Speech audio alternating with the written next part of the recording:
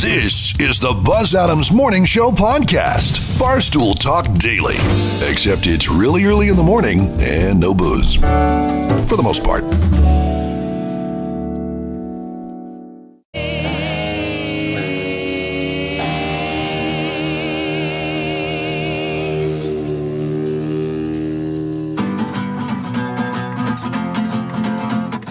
Morning time is so early, but you gotta get out of bed.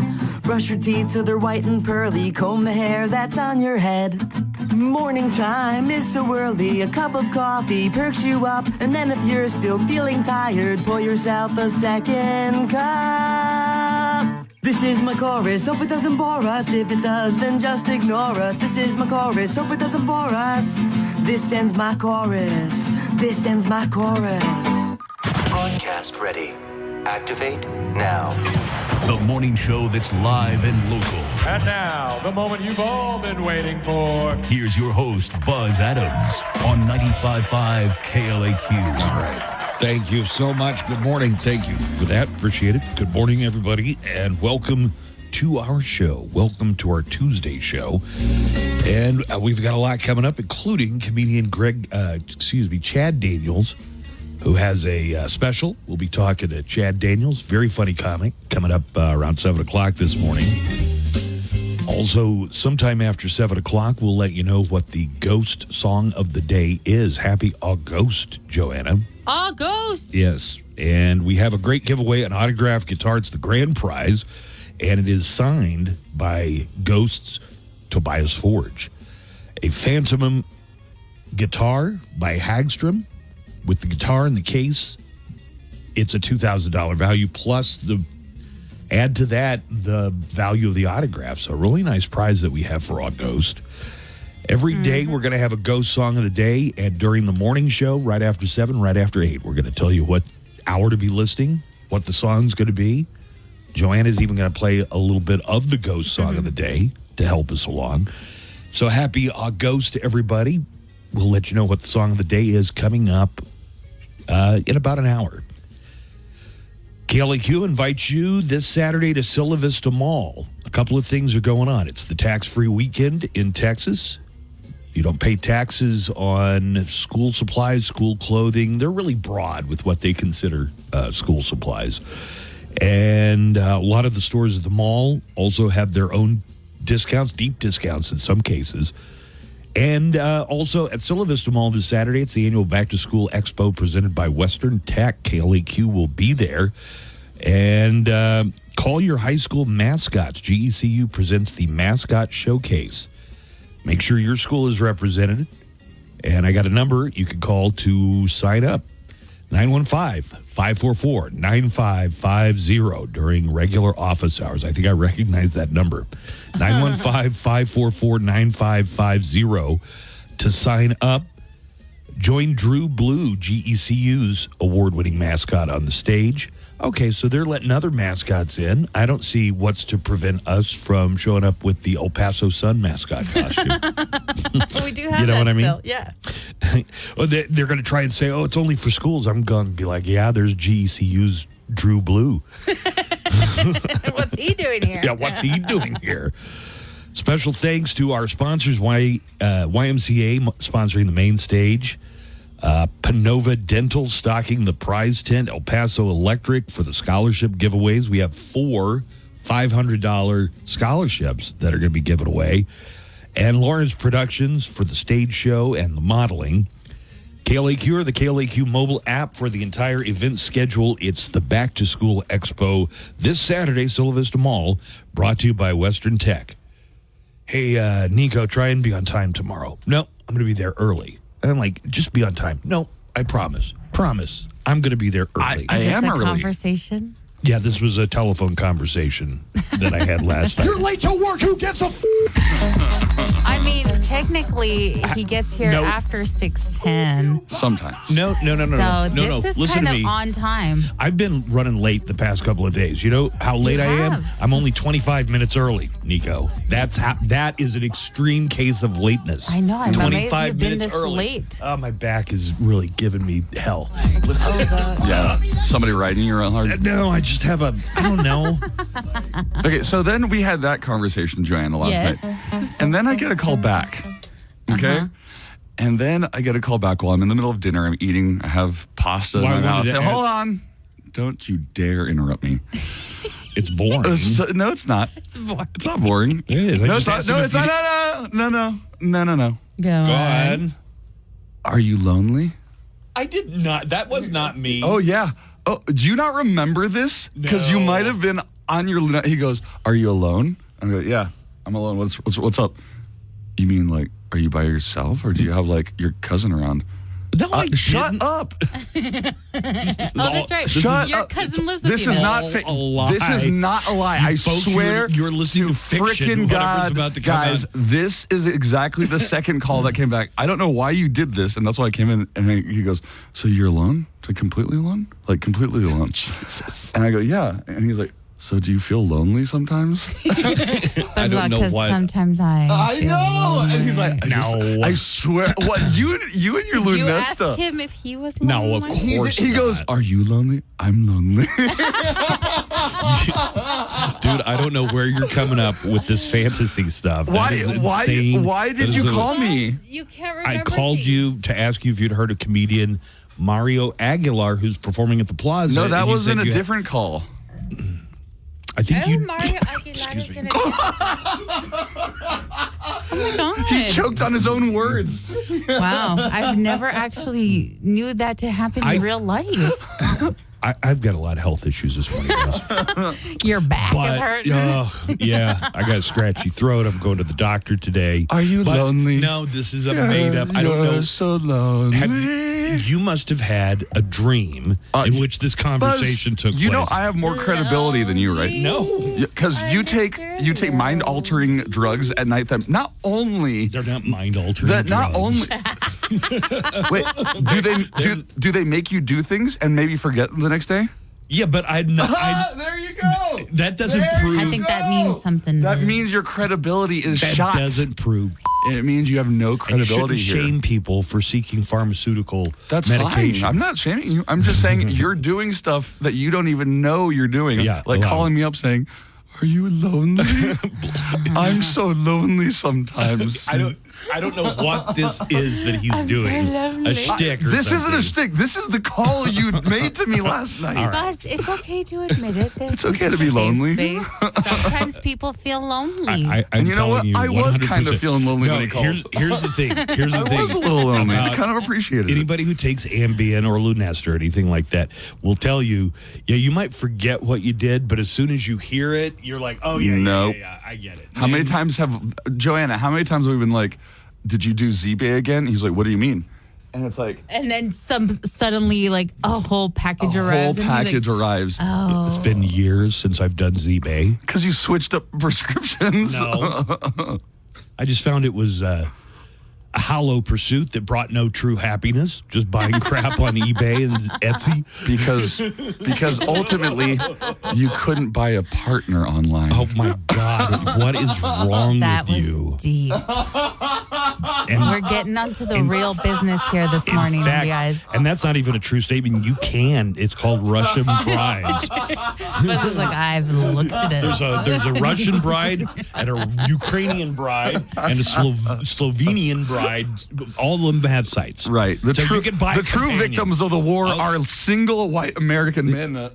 You can get an AI for $99 that's your virtual companion that you wear around your neck like a pendant. Do you want me to get you one of those? No. Maybe you won't call me asking if I'm lonely anymore. So I know that whatever you're doing here, like It's an not a improv bit shtick. or something. You honestly called me last night, and Buzz, you. it's okay. It's to okay, admit buddy. You're lonely sometimes. You have no credibility. check my phone records. It ought to show how many times I called Nico yesterday. Nico, you bring up your phone record. Oh, okay. Let's compare and contrast. Let's see, 749 outgoing call. Do you remember that? Yeah, that was the one where I asked him about Mario Aguilar. The Okay, comedian I who's gonna be at have the Plaza Theater. 3 I said- calls. I've got 2. So I think you got a call from somebody. 7:05 and 7:49. And you called twice at 7:49 because I think you called back, and then I just hung up on him. Yeah, well, I'm going to go now. Yeah, he's like, "Are you lonely?" I'm like, "What is this? I'm eating." Are you lonely? Old Greg is lonely sometimes. You think I'm just down here covered in my own filth, beneath the waves covered in seaweed? That's not even the bit, but it's hilarious how you're doing it. Let's get a look at weather. We've got today and sound clips coming up in just a few minutes. Mostly sunny today. 98 is going to get close to 100. Maybe won't quite reach it. Tomorrow, right around 100. And in fact, let's just say for the entire week, it's going to be pretty close to 100, maybe a degree over, a degree under, it looks like.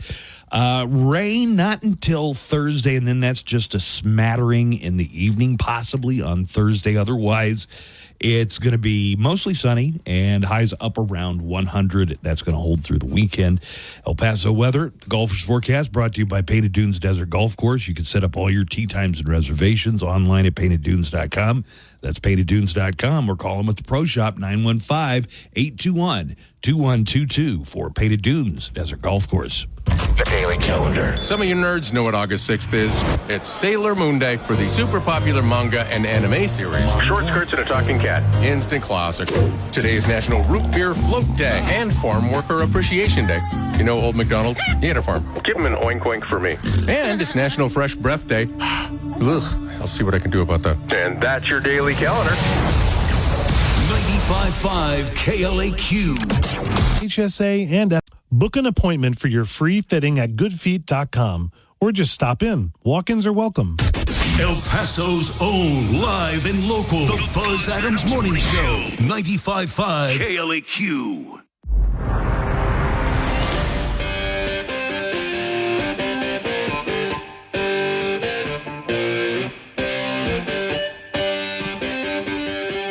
So, Joanne, I just want to make sure that you know and the listeners know, Nico has been gaslighting me like for the past 6 months.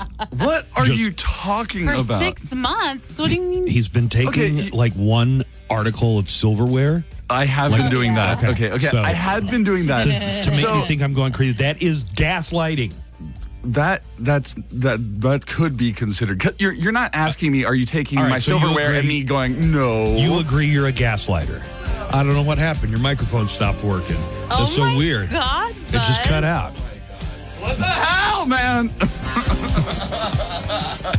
No, okay. I did call you twice yesterday because somebody had asked about a comedian and wanted to know if they're going to be at the Plaza Theater, and I said, God, it is weird that we hadn't heard of a comedian who's going to be at the Plaza Theater. Right. And then I said no, but I was then I even remember when I texted back. Are you by yourself? No, I didn't. Yes, you did. Wait, in text or phone call? In the fact you can't remember. Well, Joanna, Buzz, will you admit you have memory problems? No. Okay, Joanna, would you admit Buzz has memory problems? He does, yes. Okay, so you don't have credibility about your own memory problems. I don't have memory problems. I have a memory like a steel trap. You can't even say it right now. I don't have memory problems. Anyways, I have not been gaslighting you. You're just old age has been showing dementia-wise, I guess. Mm-hmm. Like Joanna. I'm sure that's it. Joanna, on Friday last week, okay, I was doing my improv workshop. Uh-huh. Oh, yeah. So I had to get up really early and head over to the venue, and I was giving Buzz's daughter a ride. Okay. So I pick her up, and we head out.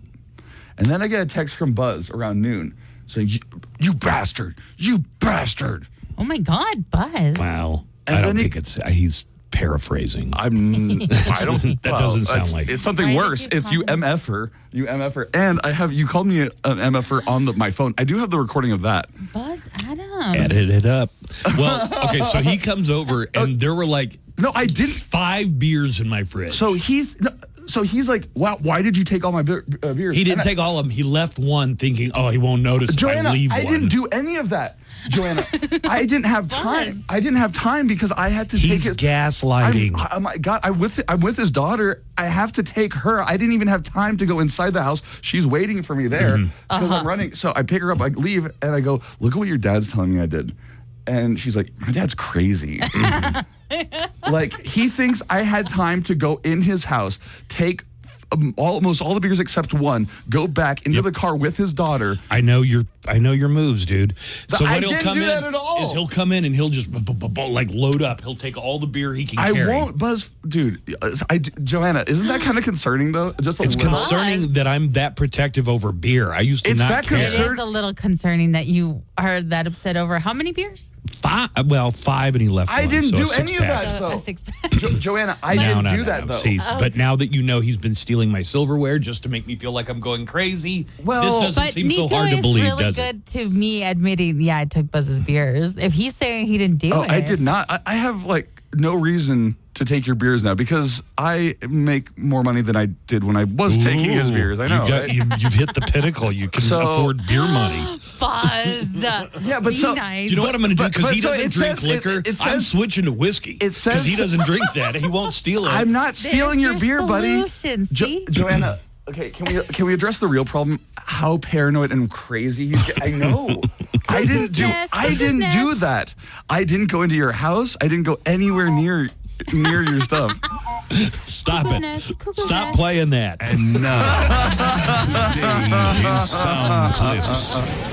All right, let's transition here because we have a pretty serious storm a-brewing. We need to talk about that.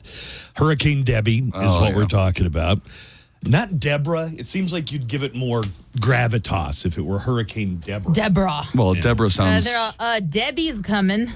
That's Nobody's going to evacuate if they hear Debbie's coming. That's your friend, Lil Debbie. Yeah. And then your mom is Deborah. Giving an update on the passage of Hurricane Debbie through the Big Bend area of Florida, Governor Ron DeSantis said that over 800 rescue missions had either been completely or were underway. 800 rescue missions had been completed or were underway as of yesterday afternoon. Here's Ron DeSantis. The Florida Division of Emergency Management has completed 435 storm-related missions, and they are currently in the process of completing another 400 more. Meanwhile, over in Georgia along the Gulf Coast, City Manager Jay Melder says Hurricane Debbie dumped a historically large amount of rain on his region. This is a once-in-a-thousand-year potential rainfall. You know, I got to tell you, we got to cool it with this once in a thousand year because it seems like I'm hearing it a lot. A lot lately, yeah. You know what I mean? Yeah. Or once in 100 year. You hear that one too. It's like, hold on, guys. Is it a once in 1,000 year? How do you know? Did you go and check with the Indians 1,000 years ago? Charleston Mayor William, because the Carolinas are getting it too. Charleston Mayor William Cogswell announced the South Carolina Peninsula closure yesterday during a late press briefing. We are going to close down the peninsula and issue a curfew for the peninsula starting at 11 p.m. tonight. And we will reassess at 10 a.m. in the morning and hold another press conference at that time. Secretary of State Antony Blinken said during a press conference yesterday that the goal with Iran is to use diplomatic measures to calm things down. That comes after Americans were injured during an attack on a U.S. base in Iraq. Here is Secretary of State Antony Blinken. Escalation is not in anyone's interests. It will only lead to more conflict, more violence, more insecurity. A man known as the Devil, a fugitive named Antonio Riano, has been on the run for 20 years. The Devil? His nickname is the Devil. Did they catch the Devil? They did. He was working as a policeman in Mexico. Oh, my God. Antonio El Diablo Riano, now 72, was arrested Thursday and charged with first-degree murder stemming from a December 2004 shooting in Cincinnati. This according to the U.S. Marshals Service. On Monday, a judge ordered Riano held without bond. He shot and killed a man 20 years ago. He was on the Butler County Sheriff's Office Most Wanted list and profiled on an episode of America's Most Wanted. The case went cold after 20 years. El Diablo was finally found more than 2,000 miles away, working as a local police officer in Mexico. Let's get we got a little audio. It is Today in Sound Clips after all. Here are officers talking about finally, and these police officers are from Ohio, so finally finding this fugitive after 20 years. And as soon as I see him, I'm like, my God, there he is. A little bit grayer, a little bit older, but it was him. We did not stop, and we kept looking for this violent fugitive, and we were able to catch him and bring him back. I got a few other clips here that I want to share with you. We'll have a full Olympic update. The Americans got about it's either 8 or 9 more medals yesterday. Let's hear a little bit. First of all, Carolyn Marks won in USA surfing. So they're not all in France. You know where the surfing is? Tahiti. Yeah. I was wondering, is there surfing? No. Like, no city in France ever comes up in Beach Boys lyrics. Cowabunga, man. Paris. We're really surfing in Encino. Down the Champs-Élysées. Carolyn Marks wins U.S. surfing gold in Tahiti for the Americans. Tatiana Weston Webb for Brazil and Caroline Marks for the USA. Surfing for gold. Pulls up and under. Caroline Marks gets an exit. USA takes the gold medal with Caroline Marks. Gold medalist, Caroline Marks. All right. Nothing like it. I never quite felt this feeling before. I'm just so honored to represent my country and beyond my wildest dreams to accomplish this, so I'm just really grateful. Meanwhile, we have another gold medal here, and this one is in women's shot put. Discus. I get those two confused sometimes because you're throwing something real heavy. Isn't a discus heavy? What is a discus? It looks like a frisbee, but I think it's more like heavy. A heavy one. It's a heavy frisbee. Team USA's Valerie Ullman wins the gold in the discus throw. Sixth and final throw.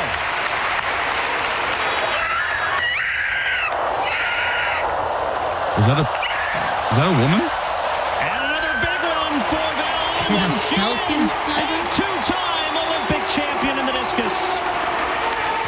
Yeah, I guess that was Valerie Ullman. It sounded like the aviary at the San Diego Zoo. Okay. You know, the men, when they do they make a sound as well. Usually, mostly. Manlier falcons? Probably. Like, it sounds like a manlier aviary. A special moment yesterday for U.S. rower Justin Best. He won gold in his event and proposed to his girlfriend of 9 years, Lainey Duncan. Here is the clip. Will she say yes? I mean, the dude just won a gold medal. Your kindness is leaps and bounds. I don't know anyone that doesn't love you. This is going to be the easiest question of my life. I want to spend the rest of my life with you and raise a family together. Lainey, will you marry me? Yes. Huh? Adorable. Sweet. I got a call about the gaslighting issue that's going on. You mean about your delusions? Because I'm not gaslighting you at all. I'm telling the truth, and I think you're getting older, and you're being a little demented. Hey, good morning show. Nico, Joanne, Buzz, hello, everybody else listening. Just wanted to touch base on that whole Nico stealing Buzz's beer deal. There's an unspoken and unwritten law that men have towards each other about stealing each other's beer. That's not something that happens. It's a cardinal sin. Between like me and my brother and my dad, that's something that we don't do either. Right. Like that's like something like my dad taught me, like when I was younger, like, hey, yeah, you go to your buddy's house, yeah, you go to your brother's house, whatever, and you ask to have that beer, or it's offered to you, but you don't just take under no circumstance, do you ever like go into somebody else's house and be like, all right, I won't take all this beer. So, okay, now you admit agreed, you have normally helped yourself plenty of times. Yes? I lived at your house for 2 years, so yes, I did help myself. But it's been 3 years since you've lived at my house, and so why would you think I still do that? Because I know. No, you don't know. I know have money now, and you know that I don't come to your house to buy beer. How many times do we hang out? Even that often? Not that often. Not that often, but usually slide 2 or 3 in your pocket on the way out. Sorry, Buzz, but I'm Nico on this one. I don't think you stole your beer. Sorry, buddy. I think you're getting a little senile there. I still love you. Taco still loves you, man. All right, thank you. I'm not. You are totally getting senile, Buzz. And what's more, gaslight an elder American. Oh, it's not gaslighting when it's true, though, right, Joanna? That's not gaslighting. That's just the truth, Joanna. Okay, the other day I was over. Okay, and and then I have my own New Mexico products these days. Okay? Yes, okay. I don't, I used to steal Buzz's a lot. So I don't. See, he's admitting it. I'm admitting it. I usually would admit it pretty freely back in the day. It wasn't something I was hiding. Was poor. We even played a game of it where you would try and hide it. Oh, yeah. He would tell me about your hidey holes. I wanted him to challenge a police drug sniffing dog to see who was better. So that was kind of known already. So, Joanna, I'll go over to his house, right? And I'm hanging out in the backyard, and I have my own New Mexico products. And then Buzz comes out and goes, "Where'd you steal it? Where is it?"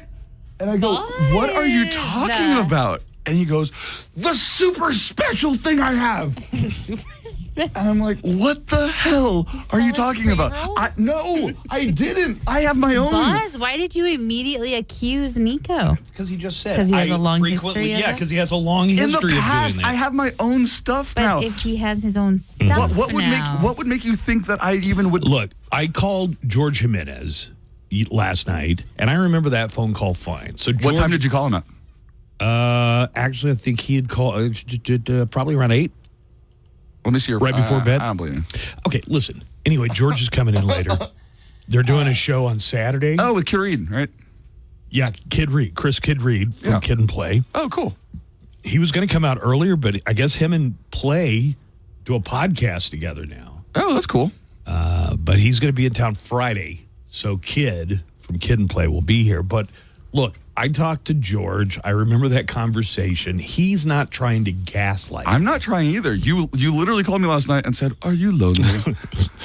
Are you lonely?" What a weird way to try and what a weird thing to say to somebody. Okay, listen. Is I got your a couple cousin more, there? Is it just you? I got a couple more Olympics clips. After completing her 2024 Olympics, Simone Biles is done this year. Okay. Dunzo. She has accomplished so much, and here's what she has to say about her Olympic experience. Remember, Tokyo didn't really go the way Simone Biles wanted. She had a mental block or the twisties or whatever. No, I've accomplished way more than my wildest dreams, not just at this Olympics, but in the sport. So I can't be mad at my performances. A couple years ago, I didn't think I'd be back here at an Olympic Games. So competing and then walking away with 4 medals, I'm not mad about it. I'm pretty proud of myself, and it's always so exciting to compete. And they somebody she has a great husband that's a professional NFL player. She's an Olympic gold medalist. Like probably they're going to be some very gifted children. Yeah, they're going to be fine. Somebody, and I think it might have been Derek, sent me. Are you forgetting that now? No, somebody sent me a video of her throwing out the first pitch. I showed you that, right? Oh, where she does a backflip Oh my on God, the mound. I've seen that video. Yeah. But she goes up to hug the catcher. She is so tiny. The catcher is listen, he might be a tall guy, but he's not a basketball player. So 6'3", maybe 6'4". How tall is Simone Biles? She came up to his waist like a munchkin. She came up to his like under 5 foot, I'll bet. Yes, she's 4'8". Oh my God! Jeez, that is. She's so tiny. That's a toy human. That might actually meet the standard of dwarfism. I'm not saying that as a joke. Like I think if you're a woman and you're under a certain height, you're considered a dwarf. Hey, in our app chat, thank you, Edgar, for writing in, by the way. You can message us directly on our app chat if you have our KLAQ mobile app where you can download anywhere. The concerning part is that Buzz's home is filled with dark age weaponry. If I were Nico, I'd walk into Buzz's house wearing knight armor just in case Buzz attacks. Swimming champion Katie Ledecky coming off her 4th gold medal win for the same event in 4 consecutive years. She has many more golds than that, though, 9. She's already, Katie Ledecky's competed in 4 of these Olympics, so that's 16 years. She's already eyeing the next Summer Games in Los Angeles. To have gone to 4 now, it's incredible, and I would love to compete in LA. I'm going to take it year by year. I'm not, I got to see where I'm at each year, but it would be a dream to compete in front of a home crowd. That would be nice. And finally, Dolce & Gabbana is selling a new perfume. It's a 3.5-ounce bottle, cost a little over $100. Le Douche. It is for dogs. Le Dagouche. It's perfume for dogs, and it's called Fefe. Oh, you're serious? I thought you were saying like only dogs would wear this perfume. No, it's a $100 little bottle of perfume for canines, and it's called Fefe. Fefe. Named after the co-founder Domenico Dolce's dog. Fifi. Is it Fifi maybe? Fefe. Fefe. Fefe. Like Covfefe. Yeah.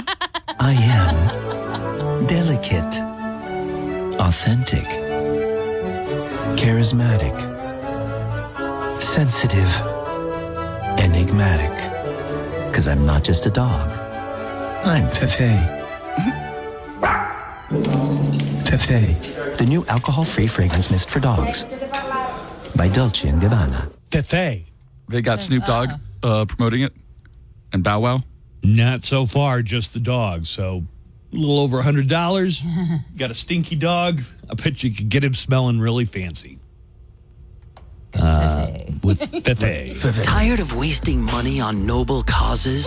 Spoil your dog with Dolce & Gabbana's new Fefe, a perfume for dogs. Because nothing says opulence like an overpriced cologne for your pup, who'd probably prefer to roll in squirrel poop or mud. Why donate to science and try and make a difference in the world when you can drench your dog in Fefe? Make every sniff a reminder of your pretentious choices. Fefe by Dolce & Gabbana, because your dog's dignity is worth every penny. Double G here.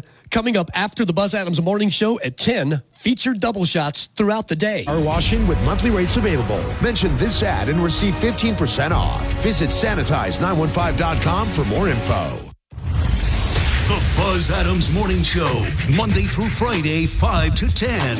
KLAQ and KLAQ HD1, El Paso, a town square media station.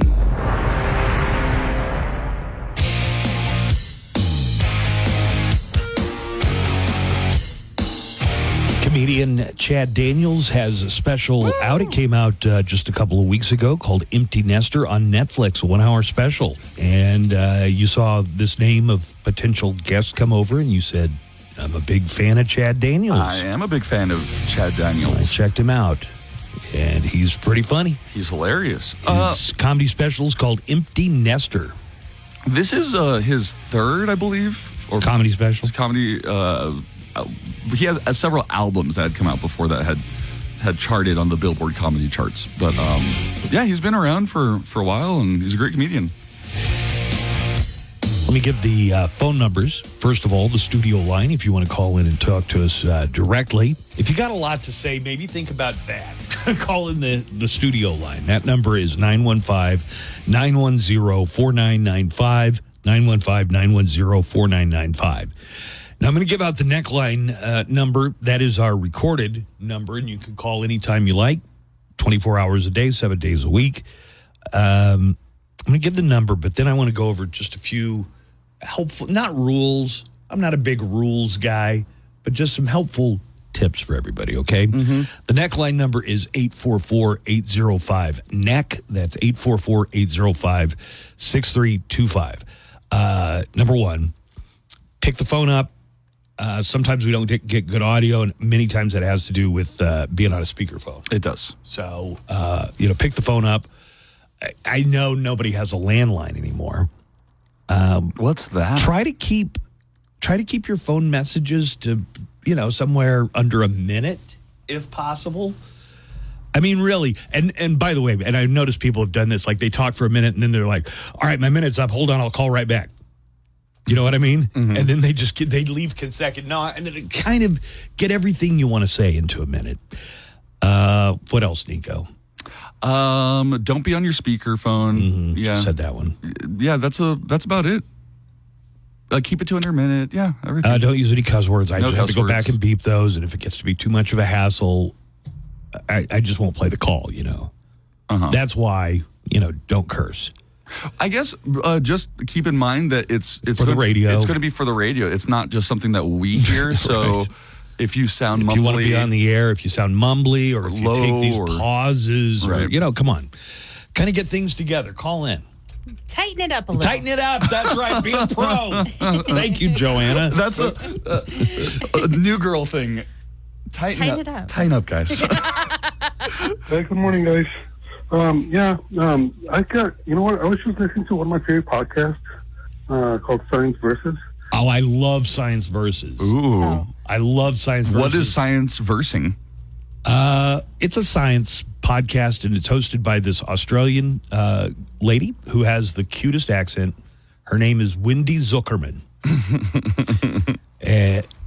I'm Wendy Zuckerman, and Science I'm Versus. Wendy Zuckerman. It's I'm Bluey.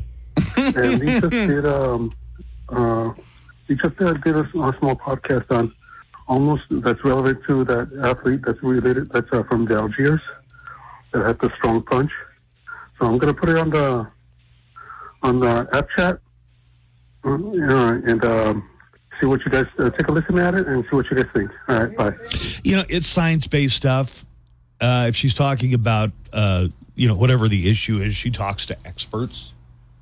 For instance, Wendy Zuckerman? Wendy Zuckerman. It was on Science Versus was the first time I'd ever heard of Anthony Fauci. And it was almost 6 months before the COVID outbreak. Oh, that's interesting. Yeah, she did a long form episode with Anthony Fauci about how he eventually defeated AIDS. Well, there was some of that, but really the topic was the next pandemic. Oh that's my gonna God, hit. that's crazy. Right, yeah. And they did that episode within 6 months of 2020. So it was like midsummer of 2019. Give it a listen. Science Versus with Wendy Zuckerman. It's some good stuff. Got a lot of other phone calls. I haven't previewed them yet. Should we wait out Chad Daniels? Yeah, stall. Is that what we want to do? In our app chat, the hooligan agrees with you, Buzz, on your dementia. Okay, first of all, that's a very loaded way to say that. I don't think it is. I think you have some senior moments and you're blaming them all on me. Yeah. And I don't like it. I don't get it. All right. Because it's not my fault. Go ahead. Sorry, Nico. Guilty by habit and behavior. Yeah. You need to win his trust back. That's right. And I would agree, but that habit is about 3 years old, and I was pretty happy to talk about it because we made games out of it. Now I'm just trying to live my life and enjoy the company of my friend, and he's coming out. Where is it? Guns blazing, accusing you of taking his special New Mexico products. I don't know. And what are the chances, Joanna? He just forgot. That he got really Oh, right. And he did it, and then just it was forgot. all you, boo. I don't know what to think here, guys. Today's the 6th, right? Yeah. Yes. Yesterday it said it's International Beer Day. Today it says it's National Beer Day. Oh, it was and International then tomorrow Beer Day. it says International Beer Day is tomorrow. Somebody said it was Friday. How many that we beer announced days it on. do we get? We announced it on Friday as International Beer Day. Let's just say the experts do not agree on what day, or maybe it's Beer Week, and every day is like National Beer Day, International Beer Day. Every day is National Beer Day for Nico when he comes to my house and steals beer. I set you up for that. Any movies you're watching? Oh my God, House of the Dragon is over for good. For this season, and I'm super sad because I look forward to Sundays now. Like I got really into it, like waiting on Sunday all Sunday. Just like, oh, I can't wait to see House of the Dragon. I love when a show's that good. Yeah, it's that really you're good. looking forward to it all day long. I was that way with The Last of Us, and before that, Walking Dead. And it always seems like it's on Sunday too. Yeah, Sunday. But there were a lot of critics, I guess, of the finale this I this did season. see that a lot of fans were frustrated. I didn't divided. I don't understand why. I don't know why. I didn't really read into that, but I seem to enjoy it. It ended on a really big climax. That's what happened. Is it ended on a cliffhanger, like a really big cliffhanger, and I did kind of end the episode thinking, "You bastards, you bastards." That's why they're called cliffhangers. I know, and I know they're doing it just so I can watch, because they end the scene or the episode. Everybody's preparing for battle and putting on their armor, and then it cuts, and you're like, "The battle's just about to start." It's a great place to leave them begging for more. Chad Daniels is going to be joining us here in just a few minutes. We're going to talk to comedian Chad Daniels, who's got a Netflix special called Empty Nester, and he's going to be calling in just a few minutes. There's a report out on okay, so the prices of some things have stayed high. They should be kind of settling back down, but they're not, and they're calling it, I think the term is greedflation. That when you raise the price on something, it's just easier to leave the price up there. Haven't you always told me that's just good business? Yeah, you want to get as much as you can for the product yourself. For Also, sure. I mean, that's ABC's of I'm business. tired of paying like $5 for Oreos, okay? I think I've heard you say price gouging is good. Price gouging can definitely, depending on the circumstances, price gouging can definitely set the premium for what a good or service is worth, especially in times of emergency. Okay, anyway. All right. Maybe poor mother's running out of feed. I need 6 eggs. Yeah. Maybe not surprisingly, the list of things that are priced too high is topped by gas. The current average price is $3.47 a gallon. So same gallon of unleaded gasoline in California, like $5.60. I mean, the kind of thing where I was filling up, and I was like, screw this. I'm going to just fill up enough to get me to the Arizona state line. And then fill it back. It was still pretty expensive in Arizona. Right. I think about $3.47 is about right for El Paso, right? So the national average. That is down 9% from last year at this time. Fast food is a runner-up on the too expensive list, followed by meat and fish. I've told you, some of the steaks that I would buy and get for $10 or $12 are now $20. The only time Buzz felt affected by inflation. I had my steaks. I had to switch to lamb. Cars, smartphones, eggs, clothing, personal care items, snacks, and medicine. All on the list of things that are too expensive. Fast food definitely has gotten too expensive. Has it? I don't even get fast food anymore because there's no way to get something that, a meal, like a combo, that's less than $10. Everything, you're gonna end up paying so much more. Let me give you a little bit of stand-up comedy. Pivot. From Chad Daniels. Pivot. Chad Daniels, comedian who's not afraid to talk about our differences or our similarities. I think we say things differently, but we kind of mean similar things. You have people on the left that will go, well, I just want to put some positive energy out into the universe. And you have people on the right that will go, thoughts and prayers. That is just all of us looking up going, help!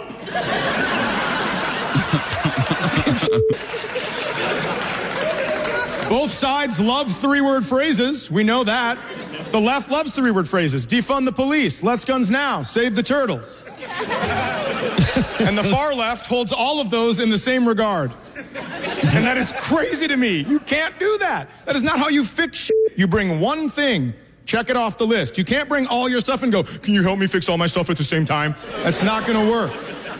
I'm going to tell you something. I've never been black. I don't know what that experience is like. But if I ever heard Black Lives Matter, save the turtles, I would lose my fucking mind. Let me make it personal to me. Chad's life matters. Save the turtles. I'd be like, me first. Turtles? You're 150 and you haven't figured out how to swim around garbage yet? If you bite a straw, spit it out, dumb bitch. Please. Chad Daniels, that's probably not from the most recent special, is it, Chad? That's not. That's a good highlight to remind people to go back and watch the last one. Mm-hmm. Yeah. I hope you don't mind us playing that. I just thought that was especially clever. And Nico is a comedian, a touring comic, and he saw your name on the guest list, and he said, "I love this guy. I'm just a big fan of a fellow comic named Chad Daniels." So thank you for being on the show. Yeah, thanks a lot. Well, thanks for having me. I appreciate it. We are just getting a message. I would not interrupt an interview like this unless it was important, but we could do it together. Here's a message that just came in. You guys are missing the breaking news. Governor Tim Walz selected as VP running mate. You guys have a good one. Oh, yeah. All right. Don't know if you're into that or not, Chad, but Tim Walz isn't he the governor of Minnesota? Are you from Minnesota? He is, yeah. Yeah. What do you know? I am, oh, yep. great. Born and raised. Perfect. What do people think about Tim Walz in Minnesota? Well, I think it's probably what they think of him everywhere else. If you're on the right, you hate him. If you're on the left, you love him. Right. I think there's a lot of, I don't know who the guy is at this point. I mean, outside of Minnesota, I think most people are like, I don't know what he's about. Chad I'm sure that's right. Chad didn't call in to talk about politics, probably. This isn't what Chad called to talk to us Okay, about. this breaking news, man. I can't believe you interrupted Chad for that. It's important. We need to know, and he's from Minnesota. And he's from Minnesota. Chad, do you still have an accent at all from Minnesota? No, I don't. Thank goodness. I tried to get rid of it a long time ago.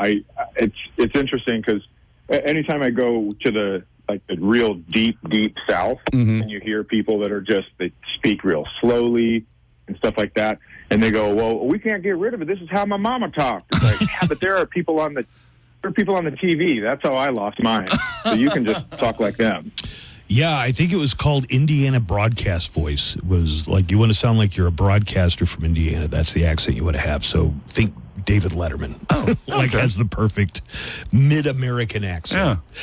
Yeah. Well, tell us about the latest special. Yeah, go ahead, Chad. I was just going to say that's really interesting to me too, because in Indiana people have Southern accents. They do, right? Yeah, you think that Indiana is not the South. There are parts of Indiana that are the South for sure. And you just look at them and you go, "Hey, you're in a state that touches a lake that touches Canada."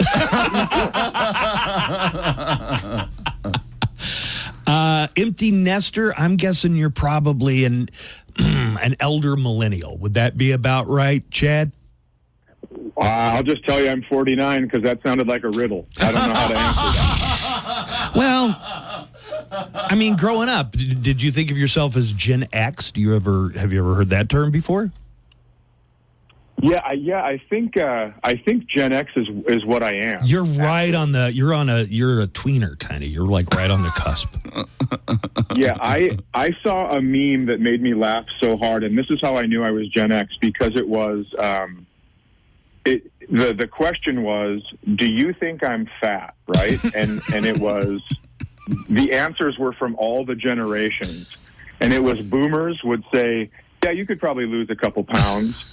And millennials would say, hey, we're about body positivity. We don't talk like that. Yeah. And then Gen X would say, I know 5 fat people and you're 4 of them. And dude, that is exactly how I grew up. I mean, if you talk to Gen X, you just go, oh, I know why you're in therapy, because you had friends growing up, and they were like that. Yeah. There was, like, if you were going to rib your friends, we used to be brutal. And kids today are horrified by that, especially if they, overhear some close friends doing, giving each other the business, right? Yeah. Yeah, absolutely right. You're like, you can't talk to other human beings like that. They might, and you're like, they might go into a field and hurt a butterfly. Yeah, like, you're talking about Chad. Chad, that guy. How many kids do you have? I have 2. I have a 25-year-old son and a 20-year-old daughter. Good God! So one probably just out of college, and one not, that age. In that age. That's right. One's going to be a junior. Yeah, she's so excited. She came home, at the beginning of summer, and she goes, so I'm studying abroad next year, but you don't have to worry because I got such good grades that you don't have to pay for tuition. And I was like, well, you're going to be in another country, so I still might have to pay worry. Right. Plenty to worry about. Yeah, show her that Liam Neeson movie before she goes. Yeah, the only problem is she's just going to look at me like, well, I know you don't have a specific set of skills, so I'm in very big trouble. I know you. You're my dad. You don't have those skills at all. Right. Yeah. Are you taking a few weeks off and then going back out on the road? I am, yeah. I'm headed to Indiana for a wedding. Yeah, all right. This, and then I have off till September 13th. I'm very excited about that. Let's talk about your podcast with your girlfriend, Kelsey Cook. She's a comic, and it's Pretend Problems. Yeah. What is the I think every great podcast has a hook. So what's the hook on this one? Well, the hook is, she is very into Gleep Glop and the Floop-de-doo stuff, right? She's like crystals and all that stuff. Oh, my... Okay.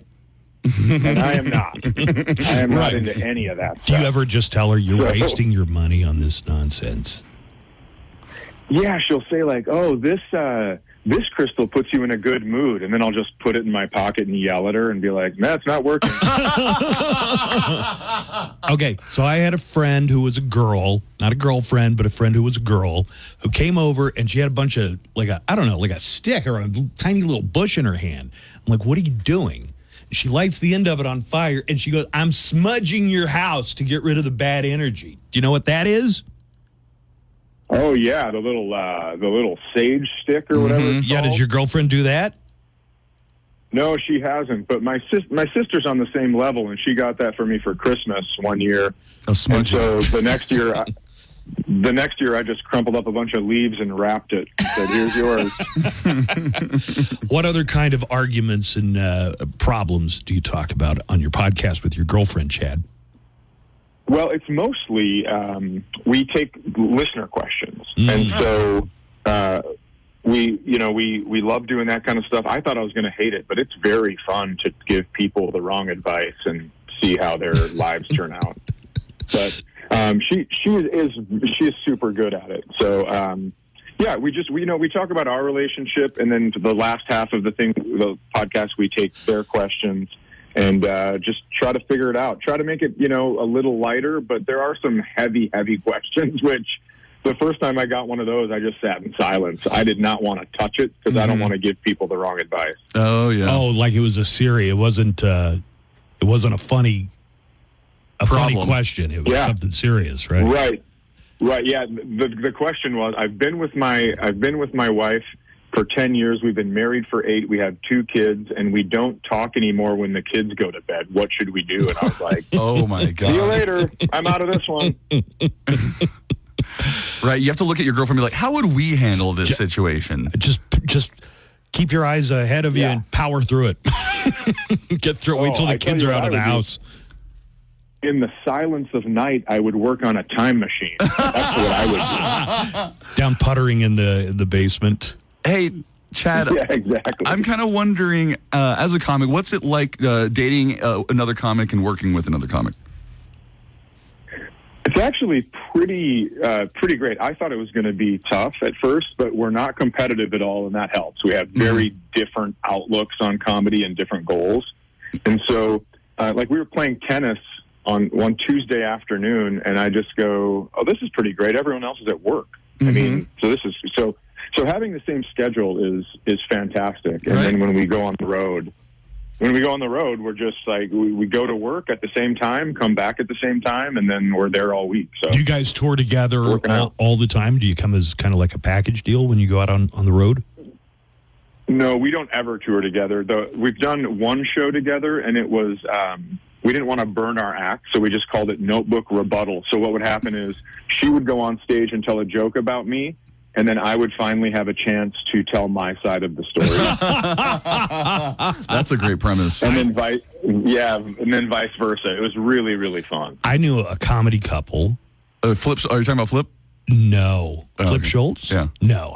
There's a comedy couple where they broke up, and this was like 15 years ago, because he got invited to, what's the big festival, Montreal? Just for Laughs. Yeah, he got invited to Montreal, and she didn't. And that caused enough stress in their relationship. To break up. It was kaput. Wow. Yeah. See, that's one thing that's good about Kelsey and I is we don't have to worry about that. I mean, it's like I said, way different goals. Plus, you should let your buddy know that Montreal Comedy Festival is no longer a thing, so maybe they could work it out. Maybe call back, maybe get back together now that this Montreal thing isn't just sitting there between them like an elephant in the room. The comedy special that's out on Netflix, now it's been out a couple of weeks. It's called Empty Nester. It is Chad Daniels' 10th comedy special, guys. One of the best. So check that out, and I think you'll enjoy it. I think whatever side of the political spectrum you're on, whatever side of the gender war you're on, you're going to appreciate Chad's comedy. Chad, you ever going to make your way to Texas? Yeah, I come to Texas quite a bit.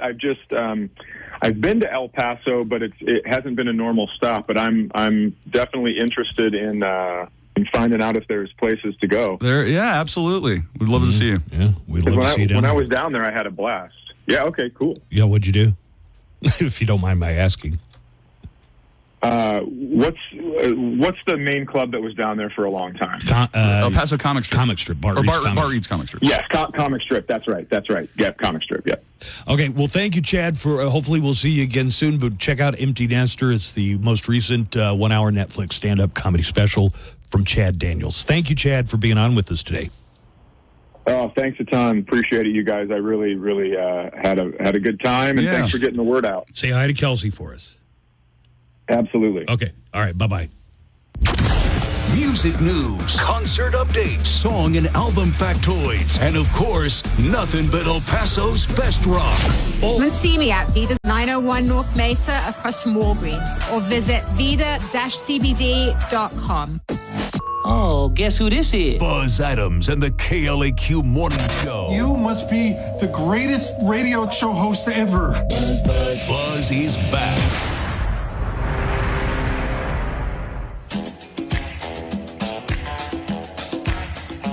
All right, Joanna is going to have our Hollywood Cheesemate coming up here in just a few moments. Woo! Yeah, Hollywood Cheesemate is on the way with Joanna Barba. What a good interview with comedian Chad Daniels. Good time. Yeah, he was funny, right? Very funny. I like how Buzz interrupted. I know. Chad was just like, okay. Yeah, okay, and I'm not sure Buzz gets this or not. I've tried to tell him before, but comedians, unless they explicitly bring it up or tell you that they do not like to talk about politics whatsoever. Oh, he talks about politics in his stand-up. I know he talks about it generally, but I don't think he talks It was about... a pretty big announcement that Kamala Harris picked her vice Yeah, but presidential... who cares what Chad Daniels thinks about it? We had a limited time with Chad Daniels for you to be bringing that up. Actually, we had plenty of time. No, with Chad he told me Daniels. we had to be done by 10. Here's a And call you that went here's another call that we got during the interview. Morning, Mo. Hey, this is Puppet. Just wanted to let you know, final word on the VP pick for running mate is Tim Waltz out of Minnesota. Just wanted to let you know. So the loaded diaper in our @chat says, Buzz totally boomered this poor dude's call. Yeah, for sure, right? And then he says, Nico, Joanna, way to save the segment. Oh, thank you. you. We appreciate that. I was aware that the segment needed saving. It was a team effort, really. We've got somebody calling in who's got some more details about Governor Tim Waltz. Oh, cool. I'll be honest with you. Don't know anything about him. I don't know a ton. He's a governor. I know his name was one of the top ones being mentioned. Yeah, he's a governor. Real quick, Minnesota. From our app chat, and don't forget to message us directly on our app chat in our KLAQ mobile app, which you can download wherever you get your apps. Adrian in Austin says, Nico, can you and Buzz check your Pornhubs and see if you have access? One, we don't share a subscription, do we? No, Okay. I don't. That's Who not one you guys subscribes share? to a porn site? Honestly, Honestly, Honestly. who throws a shoe? Honestly, it's all the porn in the world is free somewhere. Mm-hmm. Who pays for a subscription. Nico, can you and Buzz check your Pornhubs and see if you have access? I noticed last night it gave me the option to choose if I was 18 to enter or exit. Guess what? I was able to enter. I'm here in Texas.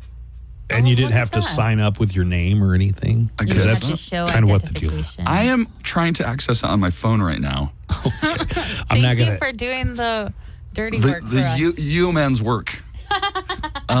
It's not working for me.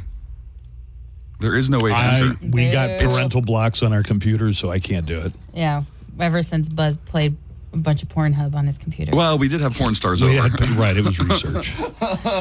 So what were you doing in this scene? Well, I've got a very good reason. We had a guest, okay? Hey, Buzz, regarding Governor Walz, so Trump picked an Iraq war veteran. Mm-hmm. So Kamala and her people picked a military veteran. However, he had been in the Army from like the 80s to like the 2000s. So he was like a career soldier. And he's a command sergeant major, which is probably the highest you can go, non-commissioned officer. Okay. That's a pretty high rank. So they fought fire with fire. He's way higher ranked than J.D. Vance. Anyways, have a great day, guys. Love y'all. Bye-bye. I like that both of the vice presidential nominees are veterans. They served our country. That's I great. think they, that shows some love of country and loyalty to country. Yeah, absolutely. From both of the vice presidential candidates. Okay, I'm looking at a picture of Tim Walz from earlier this year. Okay. And I'm looking at his like a fat Bernie Sanders? The year he was born in. Can you believe this guy is 3 years older than me? No. Honestly. Be honest. Honestly, you want me to be honest? Yes. Be honest. That guy looks like he could be my grandpa. That guy looks like your younger brother. Okay, no. You're looking at you're looking at the picture that I'm pointing at, let's look at right? it this way. This man has served our country. He's worked really hard. Yeah. Right. So he has been aged a little bit more than maybe you have. He looks way older than you. He's kind of got an air of Dick Cheney around him, right? He's he was born 3 years before I was. Look, he's missing the top of his hair right there. You've still got a lush forest, a lush Hair mane. has a lot to do with it.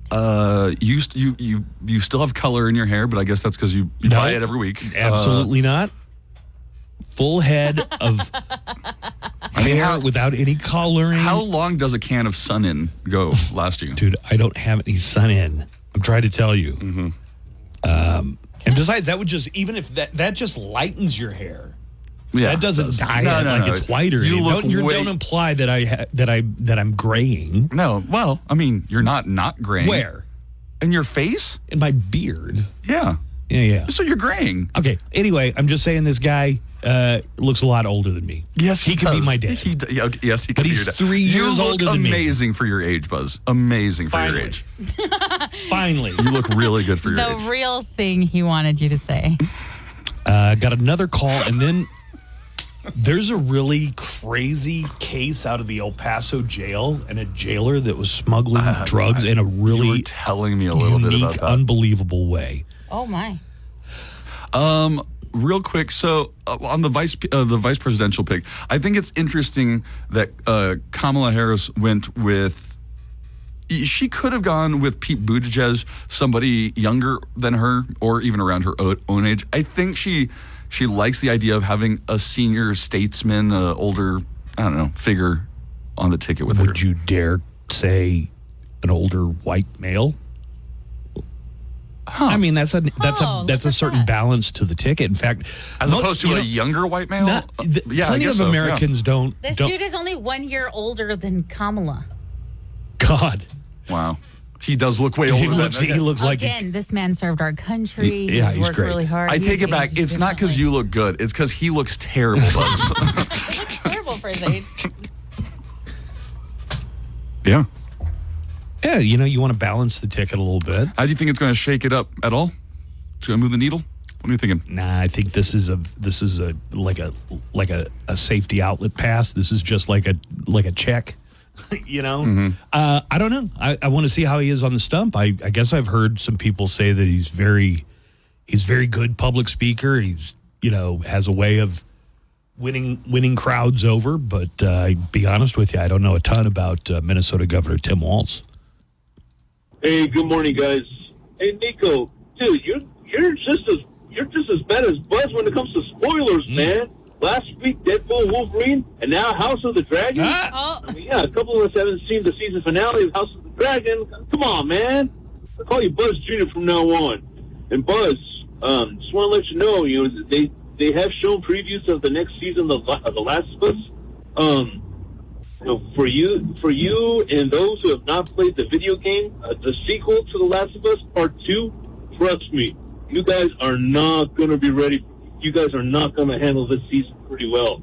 Oh, man, that's all I got to say. Hope you got your golf clubs. That's all I'm going to say. All right, you guys have a good one. Oh, yeah, my daughter does this with me because she's a big fan of the video games. Mm-hmm. And she's like, you're not going to like what happens next. Okay, that's ominous. First of all, when any little girl says something like that. I really enjoyed The Last of Us, but it did not make me want to play the video game. Well, it's a good story, you said. Yeah, and some of the episodes were really, really great. That one with Nick Offerman was just a fantastic standalone episode. Wait, do you guys think I spoiled said anything from House of the Dragon? You know just what? that it ended on a cliffhanger. That doesn't seem like much of a spoiler. That's not a spoiler. I said it ends on a cliffhanger, and I said they're going to war. But that's it's been building up to that for the entire whole thing. season. Yeah. That's not for a the spoiler entire series at all. As I'm starting to be on your side now, Buzz. As much as you've been gaslighting me recently, I almost hate to agree with you, but I'm going to say right now that is pretty weak sauce as far as spoilers go. I am not gaslighting you. Weak sauce. You know what? Somebody actually brought up the gaslighting. Yeah. Do you want to hear about it or no? I don't know. If it agrees with me, I do want to hear it. It's kind of long, so I'm going to cut it in half probably. Hey, good morning show. I was listening to that comic, the one with the podcast, and he's funny. But I'm more calling in about the gaslighting incident with Nico. And, gaslighters are like... let me, first of all, clarify. That's what Buzz is calling it. I'm calling it the truth. Like, Buzz is accusing me of things that I'm not doing at all. Farting in public, Wait. He's comparing gaslighters to people who fart in public? I'm more calling in about the gaslighting incident with Nico. And, gaslighters are like farting in public, It's like you'll fart and you're farting, you'll be like, oh, well, I'm fine. Then eventually a wet one comes out and you're like, oh, man, that's going to itch when it dries. It eventually is going to come back to you. But Nico, you've been guilty of doing that to Buzz at least for a year. Yep, that's right. Okay, you admitted for a year you were stealing silverware to see when I would think I was going crazy for running out of silverware. Yes, but that's only gaslighting if you came to me and said, Nico, I think I'm losing silverware for some reason, and I went, no, you're not. That's crazy. Guess what? No, I didn't notice. You didn't even notice. That's not in the least. That's not gaslighting. That's different. It was attempted gaslighting. Oh, that one's wet. It's going to itch. All right, Joanna, that's gross, but you have to admit that's funny. That is funny, yeah. It's gross but funny. Gross but funny. An El Paso senior jail employee has been arrested for smuggling drugs into one of the inmates. A longtime county sheriff's jailer was allegedly paid by the gangster Disciple Street Gang. Whoa, that sounds intense. Lance Brown, 57, of El Paso, was arrested on July 30th last week on suspicion of engaging in organized criminal activity. He has been working for the sheriff's office for 35 years. Also part of the story, Aaron Martinez in today's El Paso Times.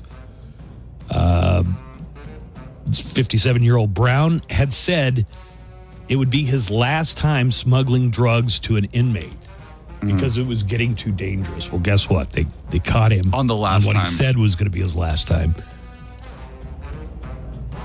He was delivering or accepting delivery, get this, of papers laced with synthetic cannabis.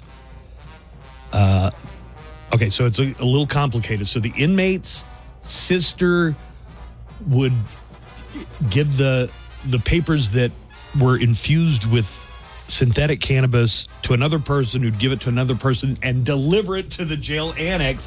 So when they turned it over, it just looked like a manila folder full of papers. Even if they opened it up and looked at it, it just looked like papers. Are you intrigued yet? I am. Very intrigued. So it goes into the inmate. The inmate's sister was the one who was applying the synthetic cannabis onto sheets of paper, would then give it to Johnson's girlfriend. The girlfriend would then deliver the drug-laced papers in a folder to Brown. That's the jailer, who would then make sure that it got to the inmate.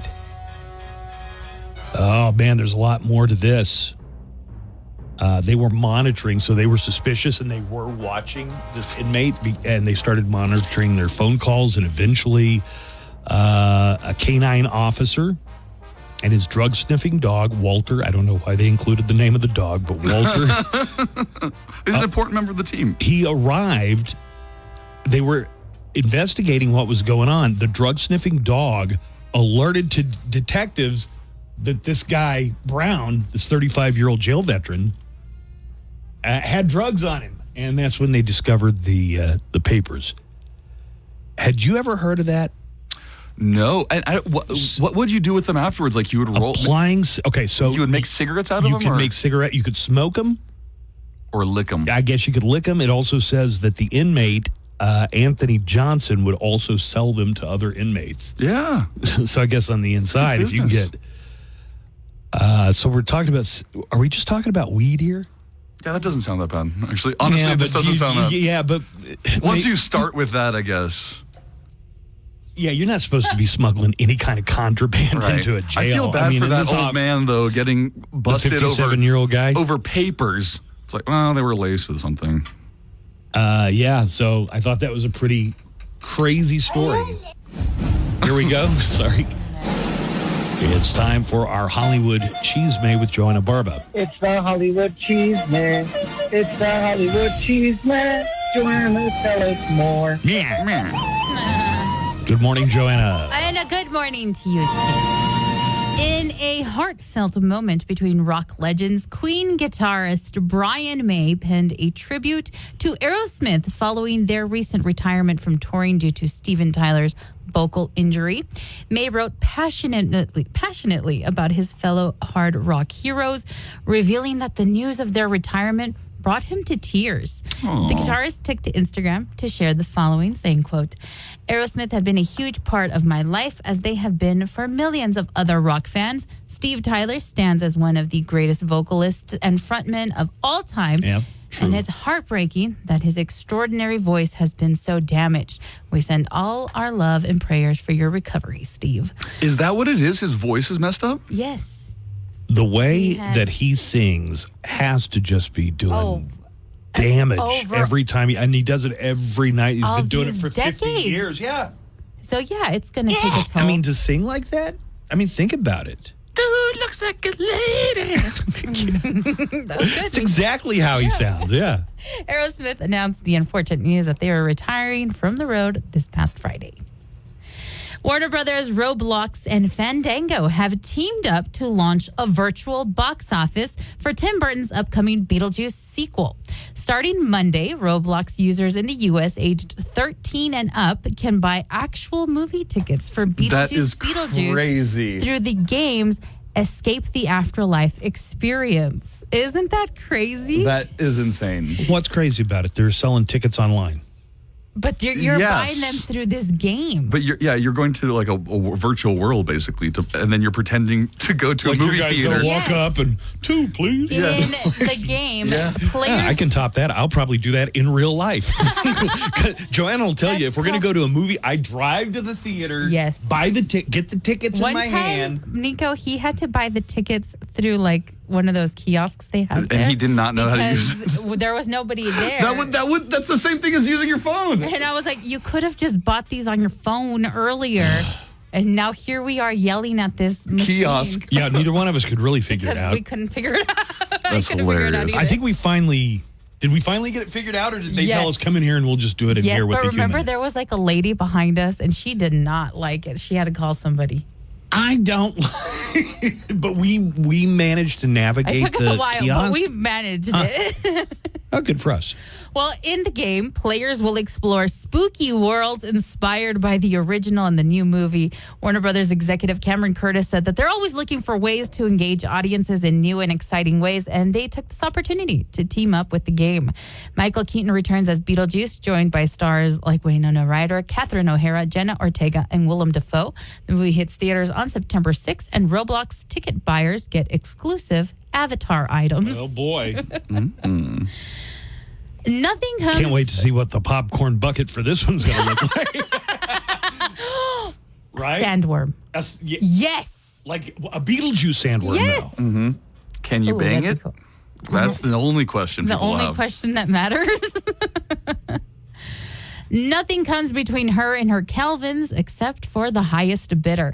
Brooke Shields is auctioning off the exact pair of jeans that she wore while appearing in her iconic Calvin Klein campaign back in 1980, and it's safe to say the price tag has definitely increased since then. I just want to point out, a little creepy, because she was like 15 years old, and she was on TV in these commercials, and she said the line was, "Nothing comes Would you between like to me hear and my the Calvin." one? Yeah. This is how it sounded. You want to know what comes between me and my Calvins? Nothing. Calvin Klein jeans. Ooh, that voice is scary. That's classic that 80s used to voice. Be, yeah, that used to be a lot of and movie. He was like the movie voice guy then. He sounds like the movie. But she was like 14, Calvin 15 years Klein jeans. She was 15 years old, yeah. That's kind of creepy. Well, Shields told People magazine. Also, I think we should open a case on whoever shells out money to buy these jeans. They are currently estimated to be valued at $50,000. Oh, I thought they would go for millions. That's Maybe what they're that's just- estimated. Maybe they'll go into the millions. They'll be sold as part of Studio Auctions' upcoming event, From Bombshells to Blasters, an auction you can't refuse. I think that's a really cool auction item because it really is like a part of like history. What would say like visual history or like? I mean, can you picture the commercial? When you can, right? Because I think I've seen it parodied so many times. It's so iconic that it's just kind of a part of our fabric of history already. Yeah. Shields told People magazine that she's cleaning out her closets now that she's going to be an empty nester and is ready to get rid of the iconic jeans. Shields was just 15 years old when she first slipped on her jeans. See, for now I I'm wouldn't know how I would. Yeah, I don't know how I would. 15. See, it would be really iconic piece of history. It just would be. But it's a 15-year-old's pants. So it's like a 15-year-old wore that. Why would I want that? The auction is set to take place over 2 weekends, September 20th to the 22nd and October 25th through the 27th, with Shields jeans being part of the second weekend. Okay, let me ask you this. She was a major sex symbol when I was a kid. Brooke Shields was. Was she 15 when she was a sex symbol? Yeah, but I was like 12 or 13. And it was... So it seemed right. It was appropriate. No, but even I knew it was like, wait, she's like almost my age, and they're making her a sex symbol. Mm-hmm. No, that is weird. Yeah, a little bizarre. Okay, let me ask you this: if Michael Jackson's baby clothes were up for auction, would it be weird to have a romper like from... baby clothes he wore, baby clothes that he took to some kid that was Oh my god! I didn't even think about it. I hate that I even have to clarify that. Oh, you mean his baby clothes when he baby was a clothes baby. he wore? Yes. He's probably got lots of kids' clothes over there. It's a sale. Little boys' pants are half off.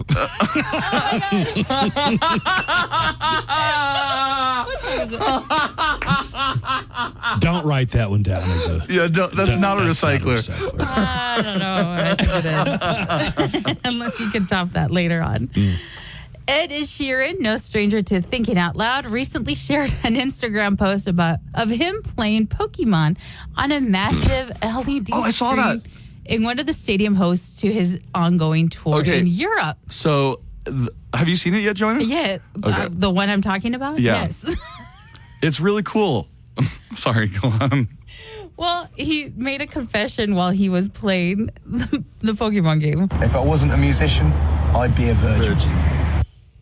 And then the camera pans up, so he's playing on his... It is the screen at a stadium. It's the stadium, like what they use for the giant screens, the stadium screen to show everybody in the audience. Somebody He's just hooked there it up playing so he could play Pokemon. Jeez.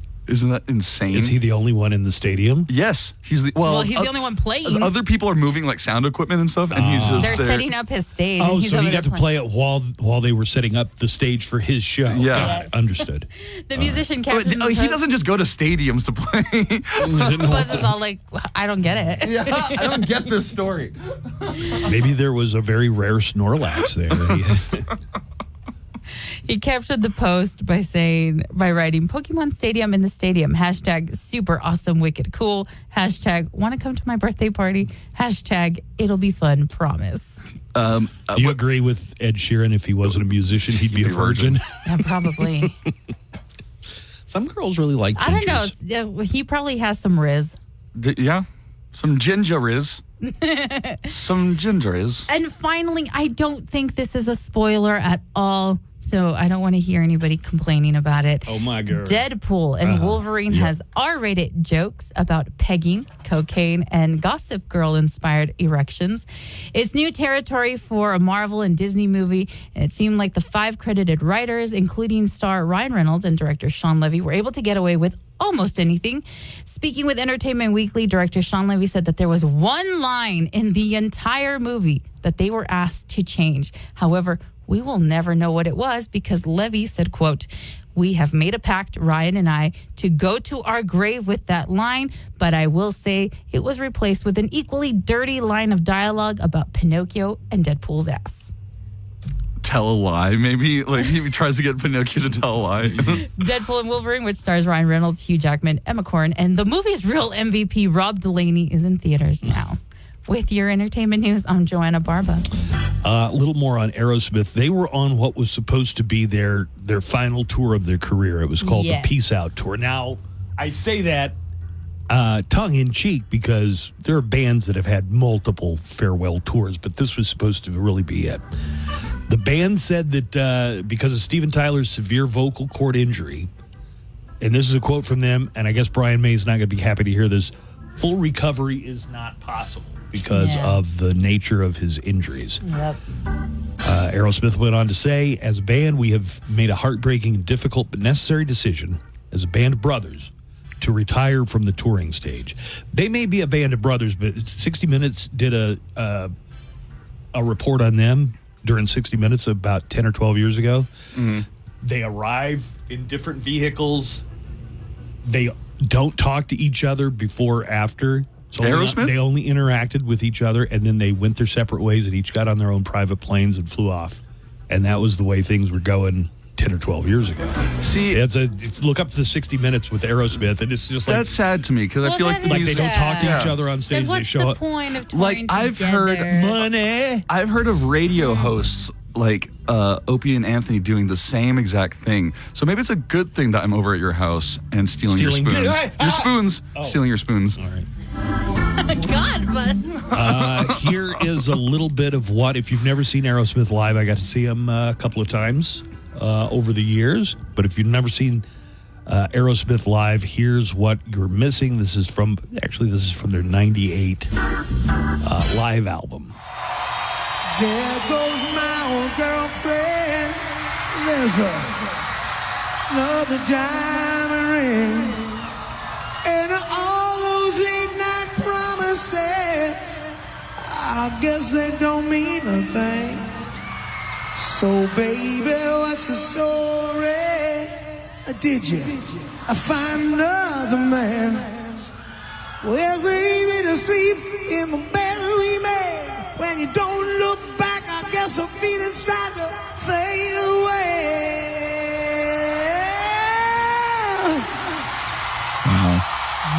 I used to feel your fire, but now it's cold inside. Now you're back on the street like you didn't miss a beat. Yeah. Tell me what it takes to let you go. Tell me how the play's supposed. That's just abusing your vocal cords. Mm-hmm. Like night in, night out for 55, 60 years. Is it just do they sound bluesy? Yeah, sure. Okay. They're kind of known as a bluesy, Rolling Stone side of the rock, Okay. You know. Tell me who's to blame for thinking twice. Supposedly, his voice is not going to get better, so they just pulled the plug on the tour, and that's it for Aerosmith. Let's take a break. We'll come back. We've got more of the Buzz Adams Morning Show on the way right after this. Hey, it's Daniel Paulus. I'll be along starting at 3 with everything from Aerosmith to Nirvana. Hours for Ace. Get here and score one for just $8 from 10 p.m. to close Sunday through Thursday. The Buzz Adams Morning Show, Monday through Friday, 5 to 10. KLAQ and KLAQ HD1, El Paso, a town square media station.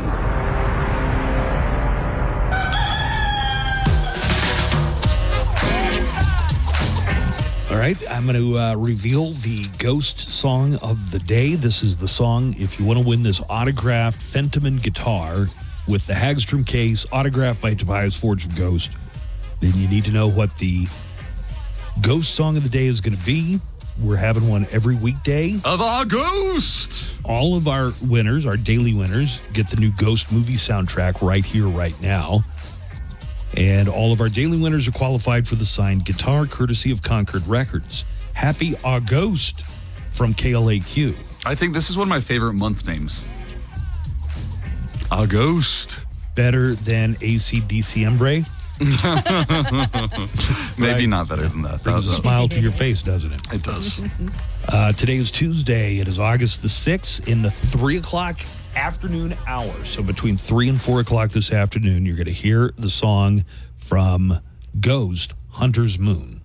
Joanna, could you help people out by playing a little clip of Hunter's Moon by Ghost? Sure.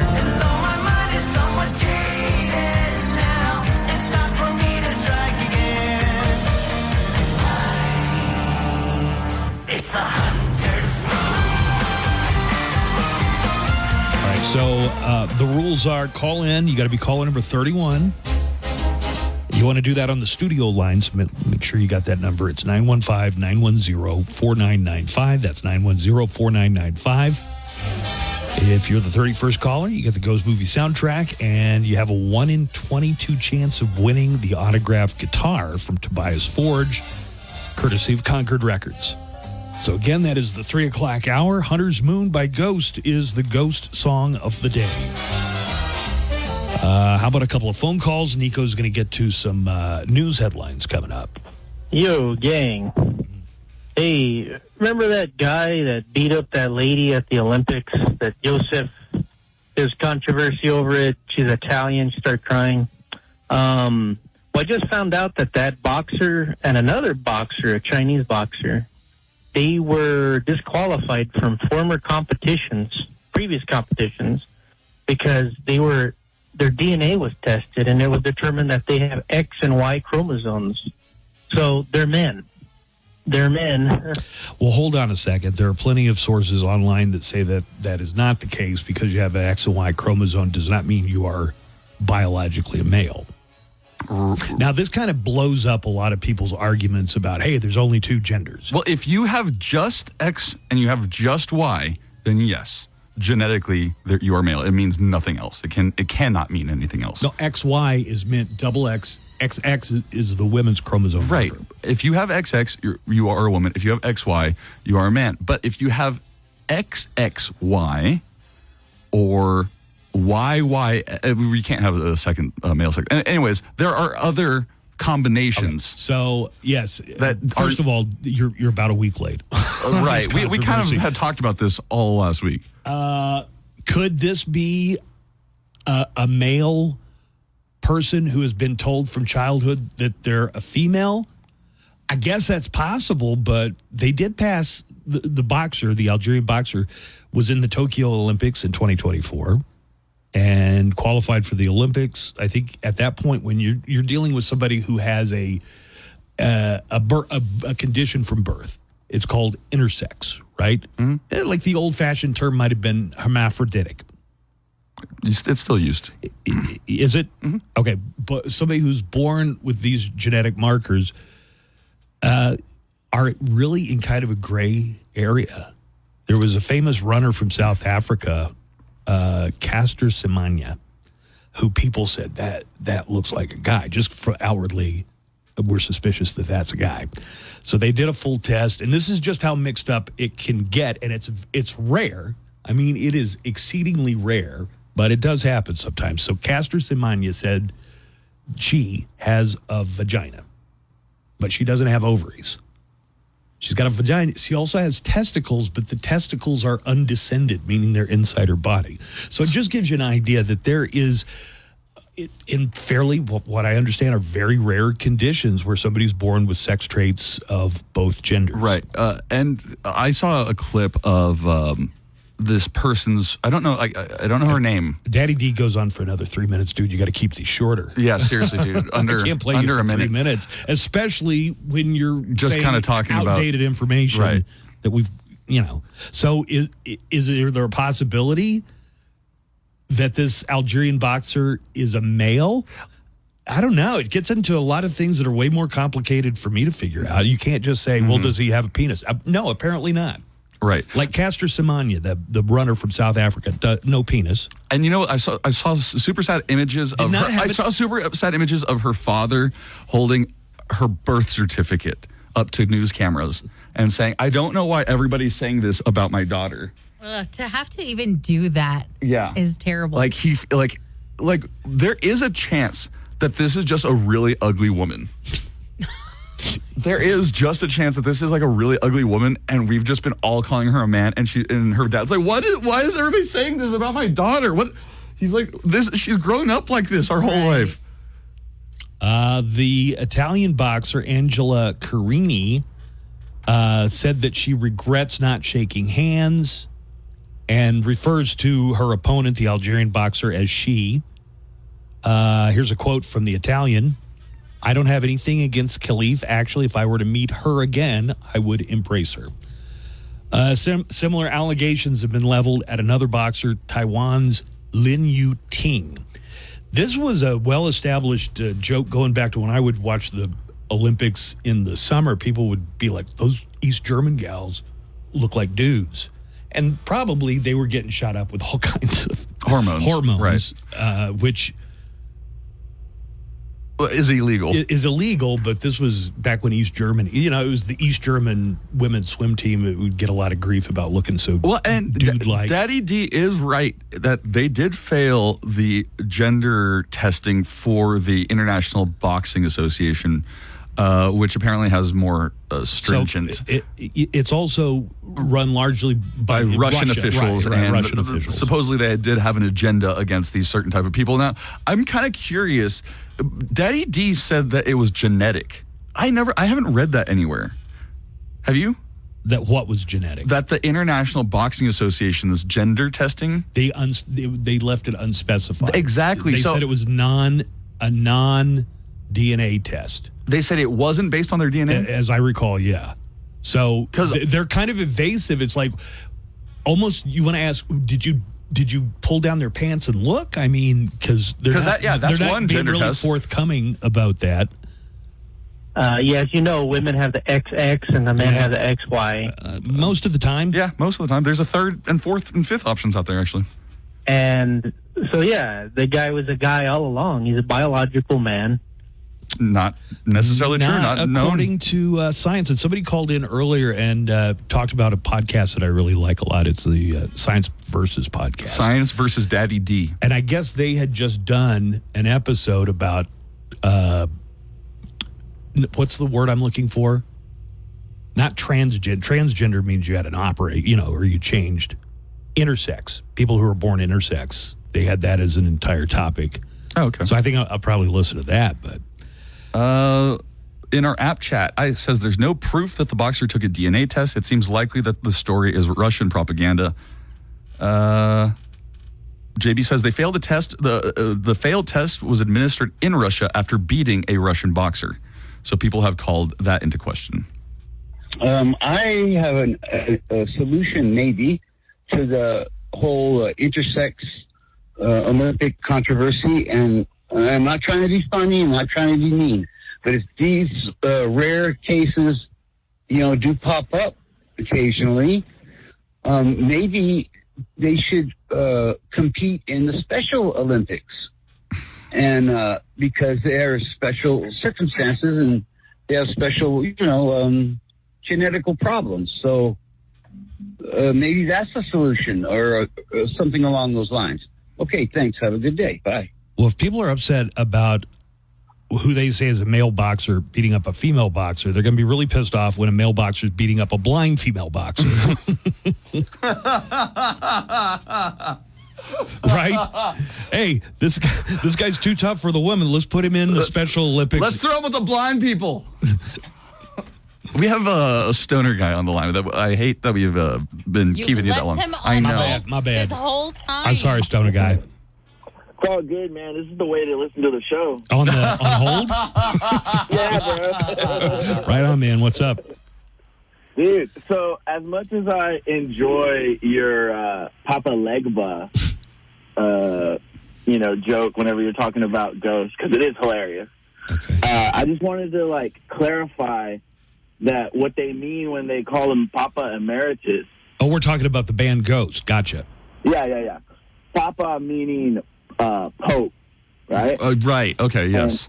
And emeritus meaning when you retire, right?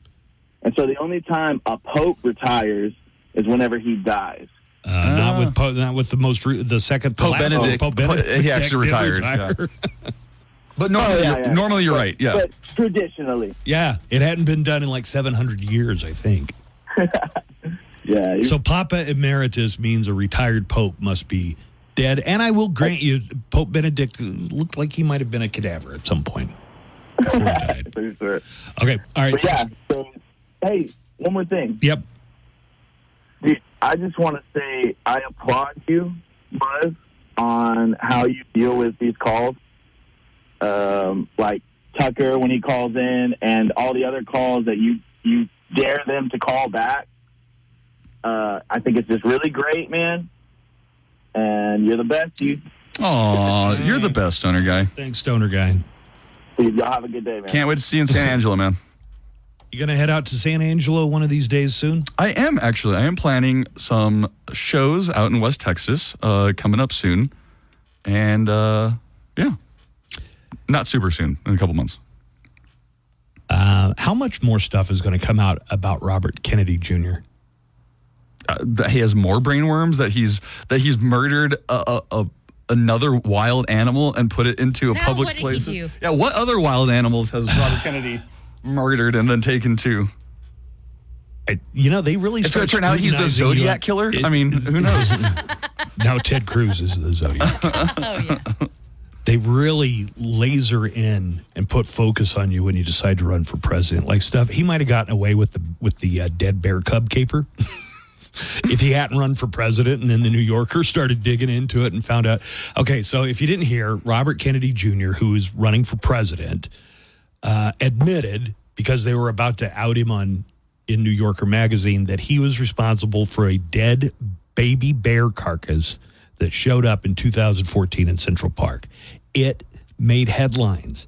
It was on all of the local TV stations. It made the national news. And they're saying, RFK should be on the hook for how much it costs for police to come out. So he was talking about, he saw him the next day, they had like a large section of Central Park with police tape up, and there were helicopters out, and they were investigating it to find out how the dead bear cub ended up in Central Park. Well, according to RFK Jr., he was, every aspect of this is bizarre. He was on a falconing trip to upstate New York with friends. Yes, he didn't hit the bear, but somebody else did, so he found the body. He was going to take it home and skin it and put the bear meat, the baby bear meat, this is his version of what happened, in the freezer. But at this point, there's so much weird stuff about RFK. How do you know he didn't hit the bear? No, but you know what you haven't explained? Nobody's explained this. What caused him to decide not to eat the bear and then take it to Central Park? So anyway, what makes him think, you know what, instead, I'll do this other thing? So this was up north in the Hudson Valley around Goshen, New York, a few hours away from New York, from New York City.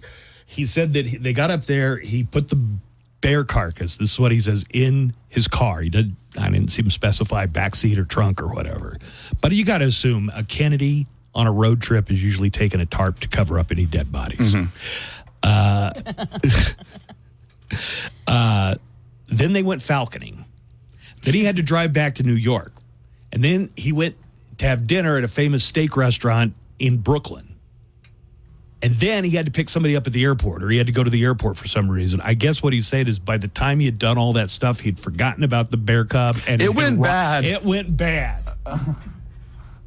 I mean, sure, we'd all be eating dead bear cubs found on the road all the time, but I should have taken it home immediately. Right. So that's his explanation of why he didn't go ahead. Well, what can I do with it instead? It's hard to believe.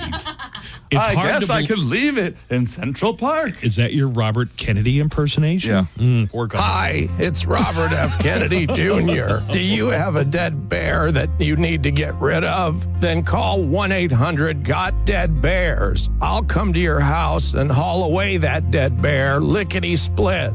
Small bears, medium bears, big bears, it doesn't matter. I'll haul away that bear. 1-800-GOT-DEAD-BEARS. How can I help you? Yeah, I've got a dead bear in my backyard. No problem. I'm on my way to come get it, and then I'll... Wait, is this Robert Kennedy Jr.? Yes, it is. You're the one who left this dead bear here. I saw you on my Ring camera. You must be mistaken. No, it was definitely you. You were wearing an RFK Jr. 2024 t-shirt, and you were screaming out, "I'm Robert Kennedy Jr., and I love leaving dead bears at random places." Wrong number. So if you have a dead bear that you need to get rid of, call 1-800-GOT-DEAD-BEARS, and I'll come get it. Call now. All right, we're going to take a break. When we come back, Nico and Jimmy is next with news headlines. A federal judge has ruled that Google is an illegal monopoly. I'll have the details next in news. Hey, it's Chuck, your host for Loudwire Nights. Tonight at 7, we will rock the borderland with the best rock ever made and the best rock being made. Special guests, birthday and anniversary celebrations, and every night at 10. Requires eligible plan coverage and other restrictions apply. Visit att.com/one network for details. Originating in El Paso for El Paso, the Buzz Adams Morning Show, 95.5 KLAQ.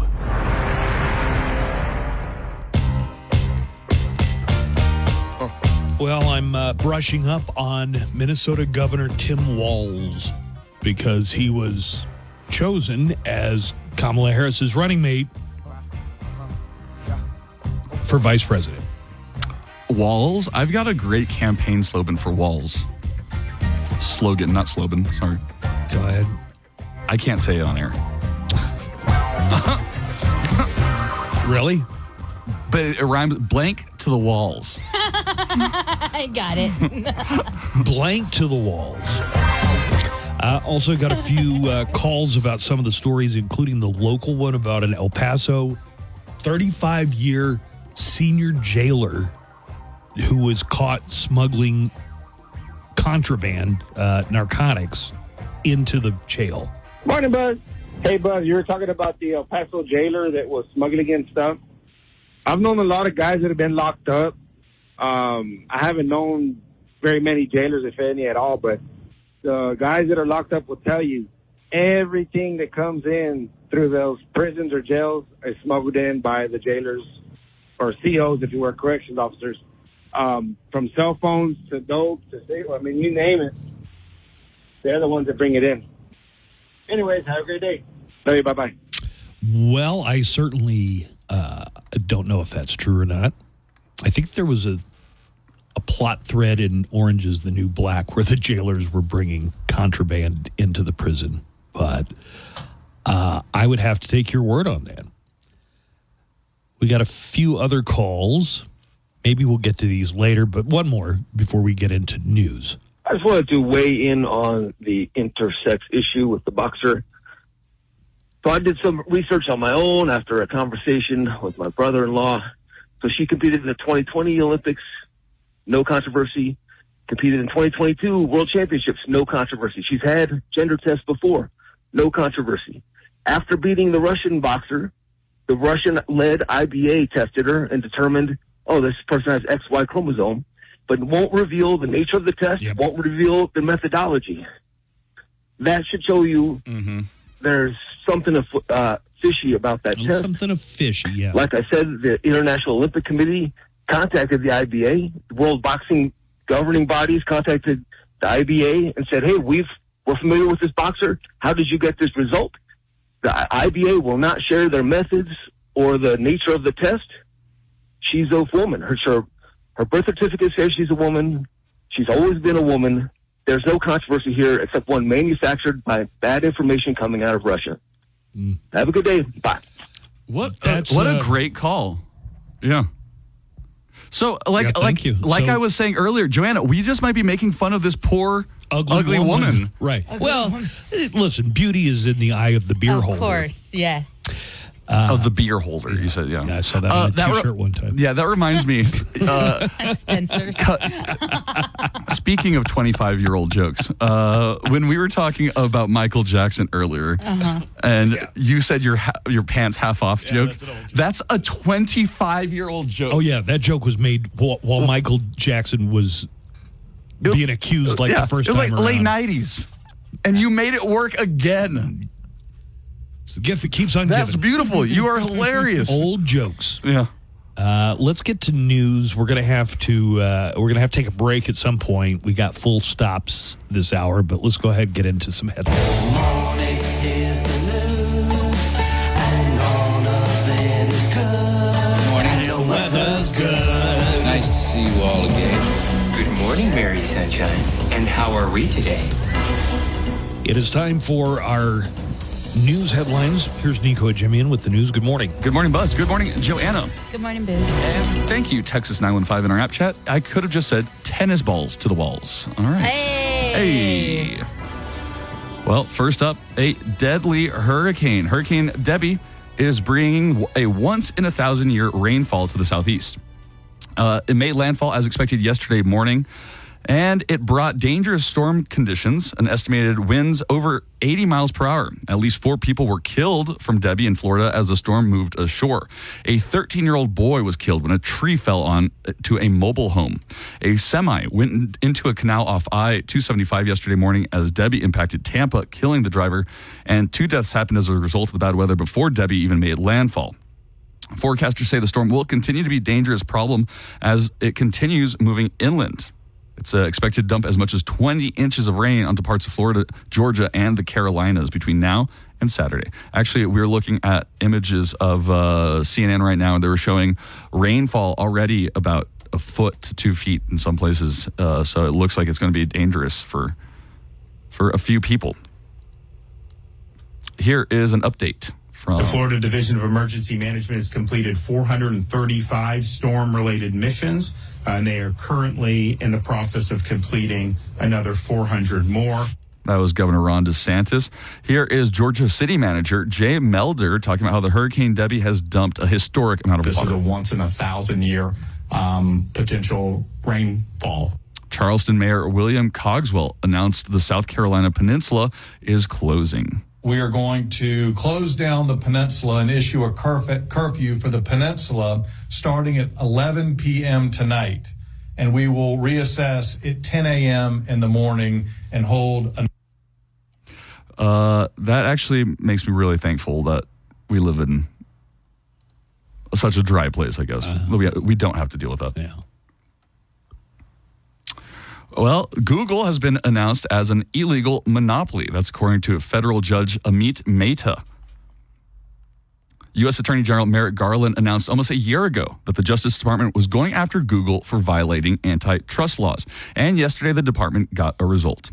U.S. District Judge Amit Mehta ruled that Google's search engine had been operating as a monopoly and that Google is a monopolist and has acted as one to maintain its monopoly. In his 277-page ruling, Mehta said that Google enjoys a 90% share of the market for general search services, which increases to 95% on mobile devices. When I open Google Chrome, the default search engine is Google. Is it that way with almost any window or any, what's the web browser, I guess is what the word I'm looking for? Oh, God. It just I'm not even sure. defaults to Google. I'm not even sure you're the best person to talk to about this. Okay. Right now. But, yeah. I mean, and I know there were other search engines because I used to use Web Crawler back in the old days. Oh, my God. Go Fetch, Ask Jeeves. There were a lot of the other ones, but, for whatever reason, Google is kind of what everybody seems happy with. It's not for whatever reason, and specifically the judge cited that Google has paid off companies to make it the number one search engine on those devices. Actually, they showed that they spend over $1 billion a year paying device manufacturers for exclusivity on to be their search browser on. So that's why they got ruled as a monopoly. So the case was the same kind of case that they went against Microsoft for in the 90s. Garland said after the verdict, this victory against Google is an historic win for the American people. The ruling now moves to the next phase in the legal battle, determining what kind of charges or penalties should be imposed on the search giant. Meta set a hearing for September 6th to start working towards figuring out what those charges or penalties should be. Kent Walker, the president of global affairs for Google, said the company will appeal the ruling. I got to say, though, I'm kind of glad to see this. I think all tech companies are starting to become monopolistic, and I think all tech companies need to be broken up into smaller ones, whether it's Facebook or X or Google, even. Several U.S. personnel were believed to be injured after a rocket attack on the Al-Assad air base in Iraq yesterday. Few details were released by officials who said that a post-attack damage assessment was being conducted. President Joe Biden was briefed on the attack on the same day that State Department spokesperson Matt Miller said the president was convening his national security team to talk about how to keep the siege of the Gaza Strip from turning into a regional conflict. The source of the attack hadn't been identified as of late last night. Here's Secretary of State Antony Blinken at a press conference talking about the goal with Iran. Escalation is not in anyone's interests. It will only lead to more conflict, more violence, more insecurity. But some shocking news. The United Nations announced yesterday that it had fired an additional staff member after an internal investigation found the UN staff member may have been involved in the October 7th attack on Israel by Hamas. UNRWA or UNRWA had already fired 12 staffers and put 7 more on leave without pay over the claims that they were part of the October 7th attack. These are the people that are aid workers for the United Nations that are working in the Gaza Strip area. Mm-hmm. Well, I saw they did a 60 Minutes on the UNRWA. How do you say it? UNRWA? UNRWA. And they were talking to the head, who's an American, and he said, well, when you're dealing with getting much needed supplies into a war-torn area, sure, you sometimes have to deal with people who've got one foot in that world. Now, to find out that there was somebody working for a UN organization who participated in October 7th, that seems like a big oopsie. But the UN guy was saying, yeah, we have to deal with people who have contacts within that world so that we can, accomplish our mission. Well, the UN hasn't said how many staffers it's fired in total, and Israel continues to call for UNRWA to be shut down, accusing it of collaborating with Hamas. Former attorney for Donald Trump, Jenna Ellis, reached an agreement with Arizona officials yesterday. In exchange for having her 9 felony charges dropped, she will now testify for the state in the fake elector case. She pleaded not guilty in June for her alleged attempts to overturn the 2020 presidential election results in Arizona. Ellis has agreed to provide information and materials to law enforcement as part of her deal and to testify at any time and place. Ellis was one of 18 people indicted in the case. Former President Trump was not among those charged. So she flipped state's witness? She flipped to state's witness, that's right. Have you heard this thing about Donald Trump taking a bribe from Egypt? Yes, and I did hear about it. It was reported in the Washington Post originally, and supposedly they identified when Egypt withdrew, I think, $10 million. They said it was a load of $100 bills that weighed almost 200 pounds. That's crazy. Yeah. Kamala Harris has her new VP picked out already. Vice President Kamala Harris and her running mate will hold a campaign rally in Philadelphia today.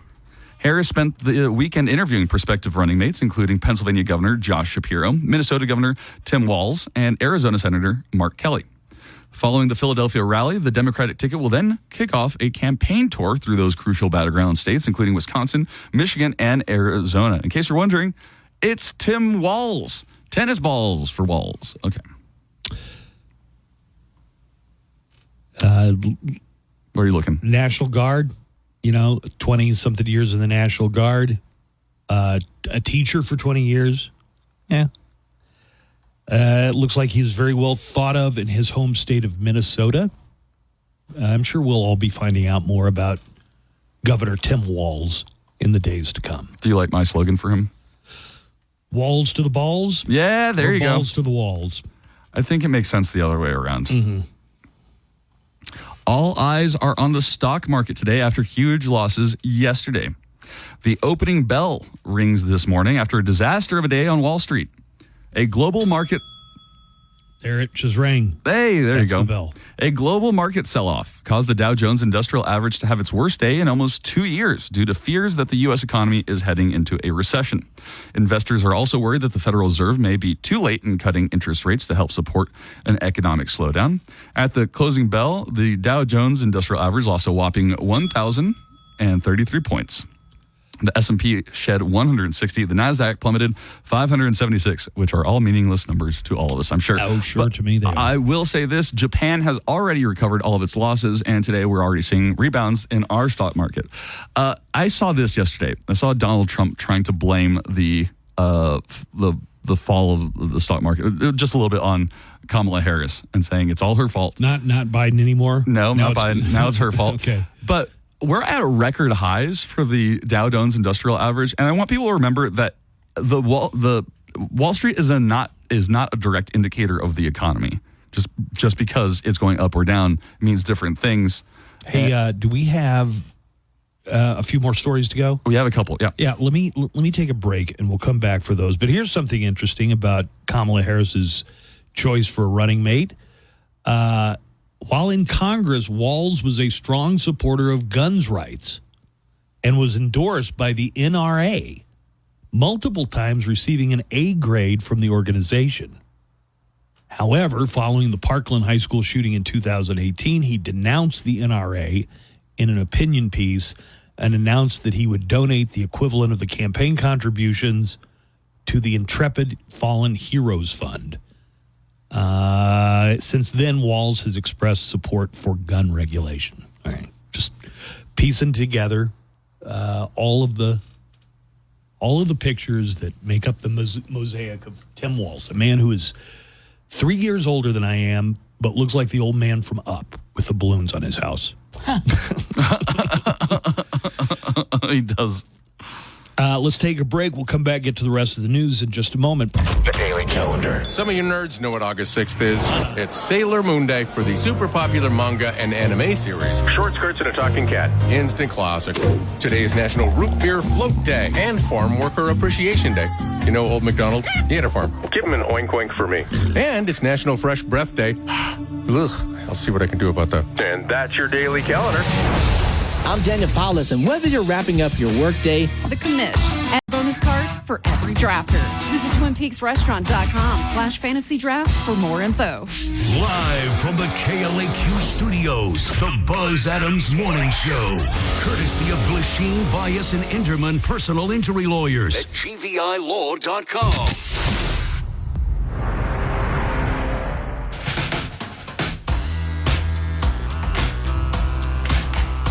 All right, we have a special guest in the studio today to tell us about a night of comedy featuring Christopher Kid Reed from Kid Play. Here, let's take a musical trip down memory lane.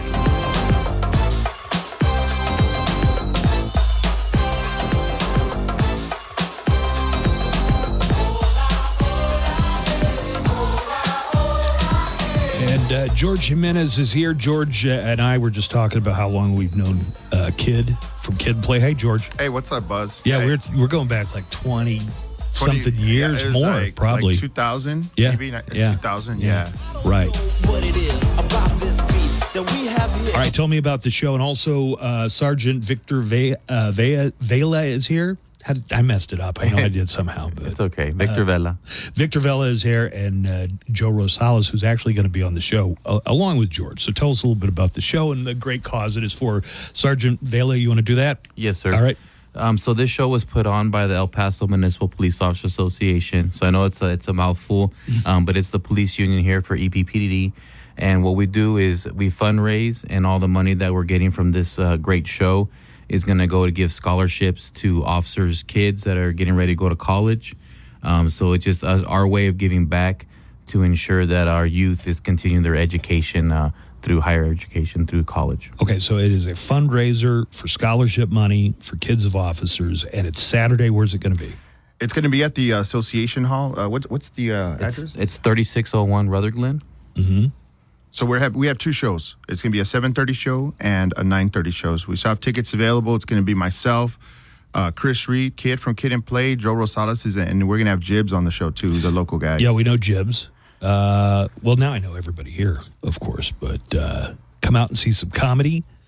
Public, open to the public. It's open to the as well. public, and that's it's all about it's all about fundraising. So come out and buy a ticket and go see some comedy at a different place this week. Yeah. So great seating there. We have tickets available. Tickets are selling fast, and so that's why we're here. We're here for you guys to come out and support it. We want to do this for the public. That's what it's for.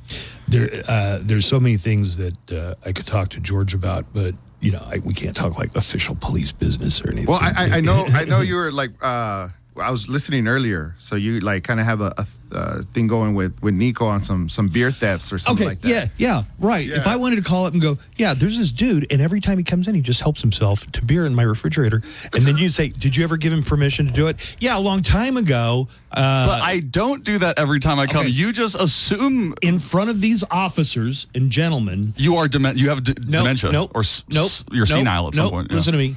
I'm revoking your privileges of coming in and out of my house. You just got criminally trespassed. You'll get criminal trespass the next time you do it.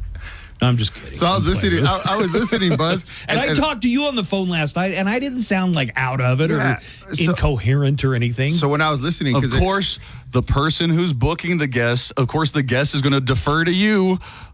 You want my professional opinion? Watch on a Bible. You swear. I didn't seem like no. dazed and Buzz, confused. we had a regular conversation, but when I was listening to the excuses that Nico was giving, right? Like he did some classic stuff that I was noticing was deceptive. He was being deceptive. He kept saying stuff like, I make money now, right? He's like, he wasn't just denying. He was like, I make money now. I'm giving you my reason for why I don't swipe beer anymore. Let me explain. Because he shouldn't even, look, here's the thing, George. If I bring my own beer over, right, why would he accuse me of stealing beer? If I brought my own other stuff over, why would he accuse me of stealing any of that? It's like people that would we'd catch shoplifting and they'd be like, hey, I have money, I can pay for this. Look, I've got money in my pocket. Look, I'll show you the money. I can pay for it. Listen to you talk like it's stuff down your pants, bro. Listen to you talk like a police officer. Now I know George this guy is a police officer. Yeah, he's kind of a good one. I've seen this guy since he's told dick jokes. Okay, like that's the way I know him. And see what he's doing now is he's deflecting. Right. He's trying to get us talking about his different. God, tell us about psychology now, George, please. That's just called being deceptive. Yeah, it's called deceptive behavior. Yes, I'm not going to take this from the guy that told dong jokes and from the senile old man. Okay, see. I mean, I'm not saying you did classic it, but deception, deflection. Yeah, he's deflecting. You have been found guilty, sir.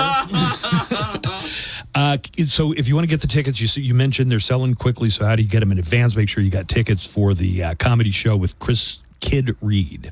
Yeah, so we have, again, two shows, 7:30 and 9:30. The first show, doors open at 6:30, and it's at the El Paso Police EPMPOA. EPMPOA. El Paso Municipal Police Officers Association. Yes. All right.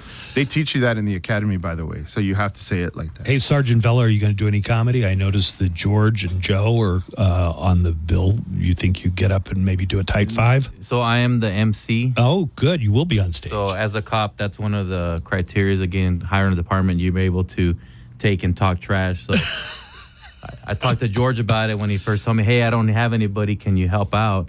And I said, sure. I mean, that's what I do for a living. I can do it. I can get paid. And he's like, well, we got to talk about that because the pay issue is a little bit, you got to do it for free. It's a little murky. Somebody might be getting paid, but probably not. Correct. Not me. Probably not you. But and you know, and if it doesn't go well, we do have the bomb squad there to help us out if he does bomb, you know, so we'll but I do have Nico's for you, got Buzz, a date set up. He's going to bring his own canine partner. Like she's a dog. Get it?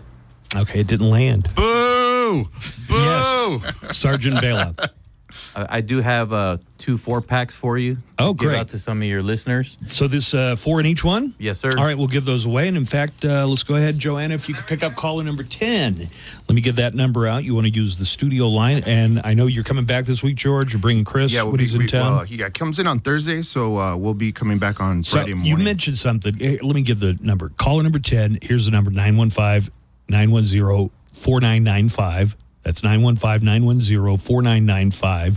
And 4 tickets for the comedy show at the EPMPOA Memorial Hall on Rutherglen. Caller number 10 will give you the tickets. Yeah, Kid and I go back a long way. He's like, when people figure out who he is, because he doesn't have the crazy, you know, the high top fade, which was the highest of high top fades. Absolutely. But as soon as people recognize or realize who it is, like they get all nostalgic about it. Yeah, I think he still has it, but it has like a Velcro strap to it, so he just puts it on and takes it off. All right, so some tickets to the show. It is Saturday. Get those tickets in advance if you want to. Again, where do you get them in advance? There's a phone number that we have. I'll get it to you just right now. Yeah, right. We'll give it out a little bit later. Yeah, I'll get the number, and then they can call the EPMPOA office as well and leave a message. Somebody will get tickets to them. But I'll have a number for you available. That is the El Paso Municipal Police Officers Association Code 3 comedy show. Why is it Code 3? So Code 3 is like a police response, like a sense of urgency, like what the public would deem like lights and sirens, kind of stuff like that. So, you know, it's just kind of. Here we go. Here's where you can get the tickets in advance. Call 915-333-4455.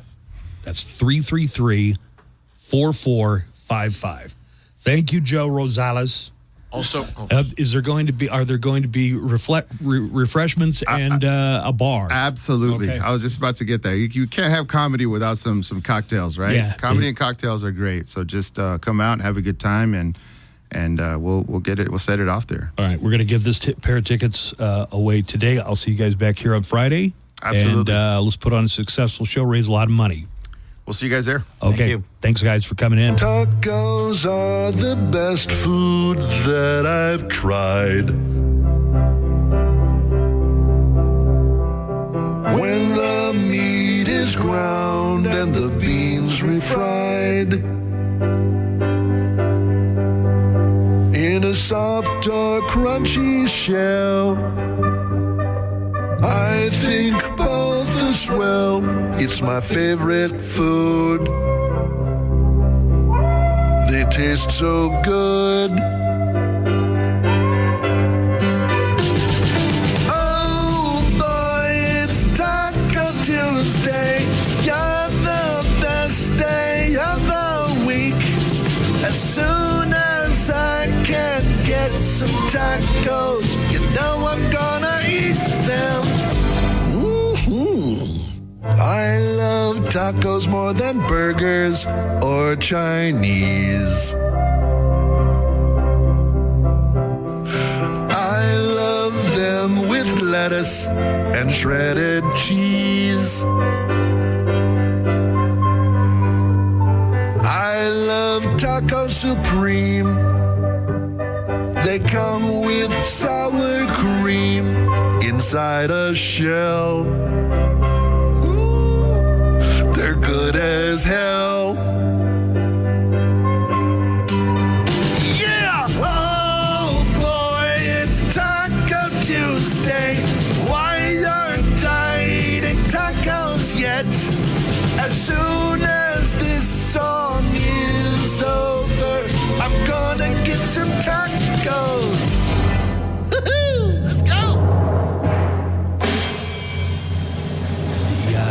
free comedy show featuring Kid, Chris Reed, and George Jimenez, and Jibbs, and Joe Rosales. It's going to happen Saturday. They'll be back in later this week. We'll have more tickets to give away.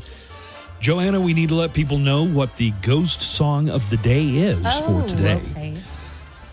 This is August, all month long. We've got a great giveaway, an autographed Phantom guitar with the Hagstrom case. Just the guitar and the case are over $2,000 value, but it's also autographed by Papa Emeritus Tobias Forge of the band Ghost. To win the guitar, you've got to be one of our daily winners. Daily winners are going to get the new Ghost movie soundtrack right here, right now. So what I'm going to tell you is the hour that the song's going to be played, what the song is, and Joanna's going to play a little bit of it so everybody can have a heads up. Okay, so it's going to be at 3 o'clock this afternoon. Between 3 and 4, listen for Ghost, Hunter's Moon. Let's hear a little bit of Hunter's Moon from Ghost.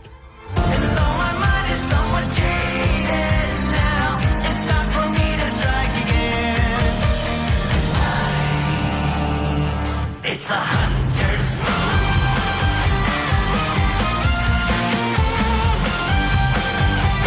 All right, 3 o'clock this afternoon, between 3 and 4, Hunter's Moon. You want to be caller number 31 when you hear that song start.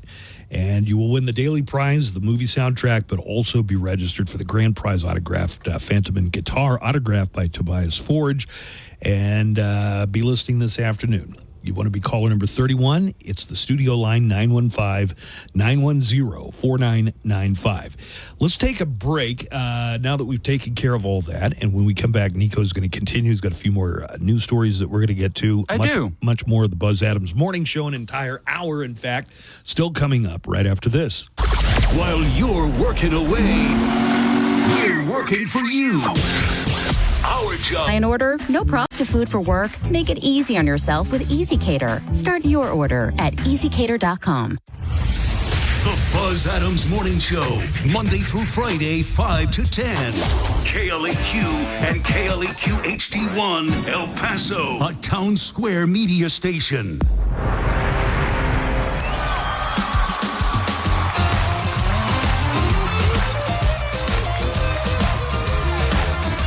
We're into about the final hour of the Buzz Adams Morning Show for today. Okay.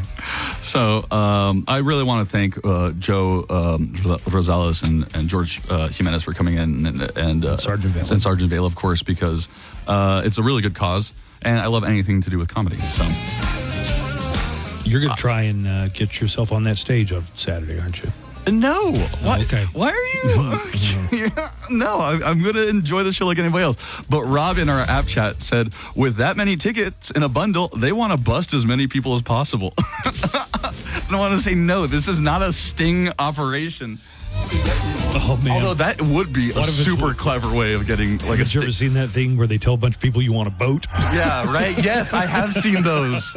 But this is not one of them. This is a good charity. Buy the tickets. Yeah. Go there. It's for scholarships for the kids of officers. Yeah, right. And it's a show Saturday night. You can find out more details about it. And Kid is going to come in on Friday. It's the El Paso Municipal Police Officers Association.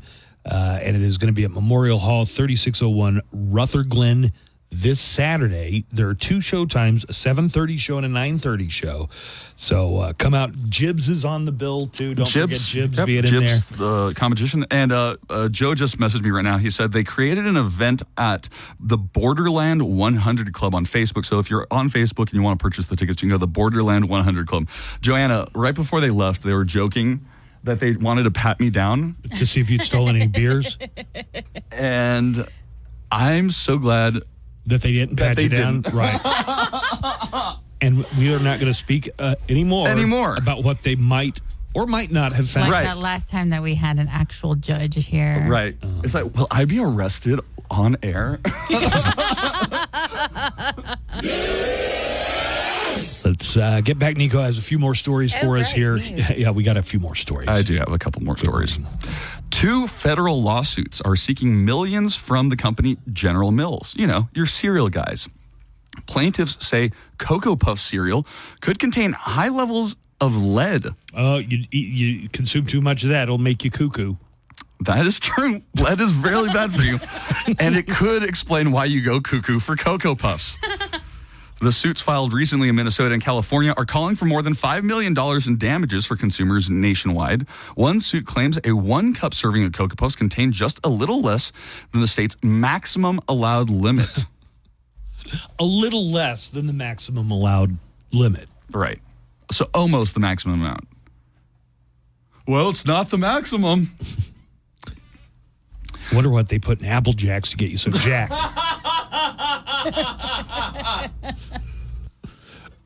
Did you like all cereals when you were a kid? No, there were some that I like. I did not like Chex Mix that much. No. Chex Mix was a grown-up cereal. Right. I liked full of sugar. They came out with Cookie Crisp. Are you familiar with Cookie Crisp? Cookie Crisp. Cookie Crisp. Of course. Yeah. Wait. When I saw Cookie Crisp commercial for the first time, it had Cookie Jarvis, who was like a wizard. Are you familiar with that? No, Okay. we had the burglars that would Yeah. steal the cookies. Cookie Crisp. Yes. A Cookie Crisp. Yeah. Yes. See, different generations. Okay, talk about your wizard. I'm Cookie Jarvis, and I don't know. They'd go through the whole. He was like the Captain Did Crunch, he say Cookie Crisp? No, that's why I didn't recognize what you guys were doing. Oh. But that's tiny little cookies that you put in a bowl of milk. Yeah. I didn't think there was any way my mom was going to buy Cookie Crisp, but she did. Oh. What kind of cereal did you usually get? Probably not much better. Captain Crunch. We always had a box of Captain Crunch. Cocoa Pebbles. My dad liked to mix Cocoa Pebbles and Fruity Pebbles together in a suicide. he would make suicides with cereals. I thought that was only a soda fountain thing. No. Distinct memories of my dad sitting up. Delicious Cookie Crisp cereal there. It looks like chocolate chip cookies. Tastes like them too. But it's a breakfast cereal, and I'll get it with this. This is their new mascot, and he is a wolf called Chip the Wolf. Oh, okay. And he howls like a wolf. He goes, a Cookie Crisp. Honeycomb, I didn't care for. Later, Wheaties, cinnamon- before they were frosted. It was just... Cinnamon Toast Crunch is pretty damn good. I'm going to tell you. And it seems a little more grown up. I'm not eating like tiny little cookies like I used to, but it's probably got just as much sugar in it, right? You know, a weird breakfast I would get after working a 12-hour shift at the hospital. I would get off at 7 in the morning. I would drive to a gas station, a 7-Eleven by my house, my parents' house, and I would buy a box of Frosted Flakes. And I would almost eat the entire box of Frosted Flakes. And then go to... Without milk? No, with milk. I'd go home. No, I'd go home. But it was like my ritual, like after I got off of work, before I went to bed, because I would go to sleep at 8 in the morning. I'd just eat like a whole box of Frosted Flakes. That can't be too healthy. I think when you're a kid, your body just processes things so quickly. You know what I mean? For most people, your metabolism really starts slowing down once you're in your 20s. Well, I was like 26. Oh, okay. 25. Right, then it's probably not the most healthy. Probably made your hair fall out with all the lead. Not feeling so lucky about those charms now, are we? All right, what else? Oh, am I doing the news now? Oh, yeah. We did the story about General Mills Kellogg's. Oh, man. Right, it was bad, yeah. Yeah, man. I forgot that we... Dementia. We took a tangent. The American Red Cross says there is an extreme shortage of blood across the nation. This is a really true story, and I recommend anybody. Fortunately, I carry a lot around with me everywhere I go. Blood, that is. Next to you, because I'm your blood boy. Yeah, okay. Last month, extreme heat impacted blood drives across the country, resulting in a 25% decrease in blood donations across the board. The concern is that we're actually entering peak hurricane season. Donors with type O blood are the most needed right now. Those are considered the universal donors. As a thank you and an incentive, you can go to the Red Cross, and if you donate this month, you will get a $20 Amazon gift card. If you want, you can even schedule your donation at redcross.org. I better be getting a cookie, too. Yeah, you'll get your cookie. But a $20 gift card for blood donation. And blood donation does not take that long. It takes like 10 minutes. Yeah, especially if you schedule in advance. Yeah, especially if you schedule. Have you ever given blood? Mm-hmm. Well, Elon Musk is opening a new school in Bastrop, Texas. Is that where he's opening his little town, like his company town? He's moving the... I forgot all the names of the company. X and Tesla. Yeah, but then there's another one. SpaceX. The Boring Company. And the Boring Company. Yeah. The Montessori-style program is expected to begin in the fall for students ages 3 through 9. Why are you shaking your head that he's opening a Montessori school? It sounds like a Kanye type of deal, like a Kanye school. It kind of does, although... Do you pledge allegiance every morning to Elon Musk's poster on the wall? Well, the only thing I appreciate more is that Elon Musk is more science and technology focused. Than Kanye. Than Kanye is, right. The school's name is Ad Astra, which means... To the stars. To the stars. Musk says the school will operate as a nonprofit. Not to be confused with Ed Asner. It'll be focusing on education related to science, technology, engineering, and mathematics. He said he's already had a branch of the school in SpaceX headquarters for the children of the company's employees. I don't know. Maybe it'll be a good... Yeah, I did. I wrote an article a couple of years ago, I guess in Bastrop or, outside the incorporated area. He's building what's going to amount to a company town. Mm-hmm. And that's what they used to have back in the old days. Ford and... Ford, but... Hershey's, Pennsylvania. That's probably a good example, but anything with a big mining operation, they would just have the town that grows up around the a lot operation. of times those towns implode though when the thing that goes away, started, right? Yeah.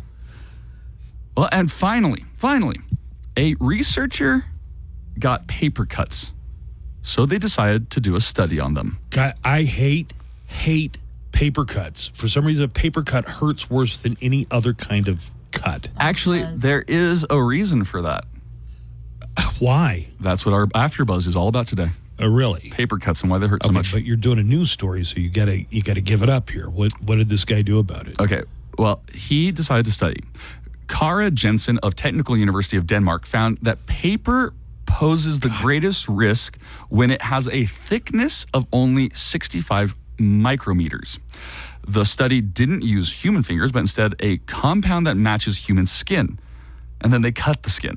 More research is needed to figure out how to prevent them. But now... you know what? Use Bible paper. You never cut yourself on Bible paper. That's a good point. You guys read a Bible before? It's like real tissuey. You can roll cigarettes out of it. Would that make you a holy roller? Okay, yep. All right. Both of you. Even your bell doesn't want to laugh at that. You get the... Tell me you have never used pages of the Holy Scripture, the Word of God, to roll marijuana with. None with words on it. Oh, like something from the glossary or whatever? Yeah. The indices. It's kind of a inside Did comics. you have your own Bible when you were a kid? Yeah. Went to Bible class. Yeah. I took my first communion. Okay. I'm Catholic. I thought you were Episcopalian. I went to an Episcopalian school. Oh, but you were raised Catholic. But I was raised Catholic. Even though sometimes we got lazy and then just went to Mass at the Episcopalian school. That counts. Yeah. It was close enough anyways. Like they wore the same kind of... The dudes wearing a collar. Dresses, things like that. I thought that would be a cool... I worked with a guy who was an Episcopalian deacon. Okay. You know what a deacon in the church... It's basically a priest, right? No. I don't know how it works for Episcopalians, but in Baptist, it was just like... elders in the church. Oh, okay. So somebody that didn't go to school for theology necessarily, but somebody who's willing to step in and teach a class or even deliver a sermon if called upon, but a deacon. So anyway, but he got to wear the priestly collar. But he was married and had kids and liked to drink and smoke, and I thought, well, that'd be cool. Well, that's a cool deacon. Yeah. People think I'm a priest. Well, just to cap it all off, more research is needed on paper cuts and how to prevent them. So they're actually looking for volunteers for the study. To volunteer to get paper cut. Screw that. And apparently... I'd rather be volunteered to be shot into the heart of the sun than get a bunch of paper cut. This is what they say. Ideally, you've advanced some test subjects, but it's been very hard to find volunteers. I wonder why. What's the accent from? Yeah, what's that? That was my closest Denmark. I don't know. Oh, they're Danish. What did it sound like? German. Okay, well, close enough. And with the news, I'm Nico. I got to tell you, there is a new Dolce & Gabbana perfume called Fefe. Covfefe. Is it by Donald Trump? No, it's Fefe, not Covfefe. Fefe. It's a 3.5-ounce bottle. Cost is just a little over $100. So not the most expensive, but here's the trick. It's dog perfume. Yes, Dolce & Gabbana have launched a $100 bottle of perfume for your dogs. I am delicate, authentic, charismatic, sensitive, enigmatic. Because I'm not just a dog. I'm Fefe. Fefe. Fefe, the new alcohol-free fragrance mist for dogs by Dolce & Gabbana. That's the actual commercial. Oh. Yeah. Their own commercial sounds like a parody. Yeah. It's the real commercial. And I was thinking of those commercials for it's some kind of pet food, and it shows the person getting it out of the refrigerator. Joanna, you've seen these, right? Yes. And they're like, you keep your dog food? Oh, it's not dog food. It's Fresh Pet. I think it is Fresh Pet. Yeah. And then it shows the person like kicking the other person out, whether they're your significant other or your sister or whatever. It's like, how dare you imply that my dog isn't a human? Get the hell out. I think that's what Get the hell out right now. I would be the person getting kicked out if somebody I knew got a $100 bottle of dog perfume. Tired of wasting money on noble causes? Spoil your dog with Dolce & Gabbana's new Fefe. Get out. Perfume for dogs. Because nothing says opulence like an overpriced cologne for your pup who'd probably prefer to roll in squirrel poop or mud. Why donate to science and try and make a difference in the world when you can drench your dog in Fefe? Make every sniff a reminder of your pretentious choices. Fefe by Dolce & Gabbana. Because your dog's dignity is worth every penny. Hey, it's Daniel Paulus. I'll be along starting at 3 with everything from GNR to STP. Phone in Mexico like in the 2 countries, one network. Only with AT&T. Visit att.com/one network for details. Let there be sound. Let the commercials be over. And let there be the Buzz Adams Morning Show. Hey, right on, Buzz. It's showtime. Let's kick some ass.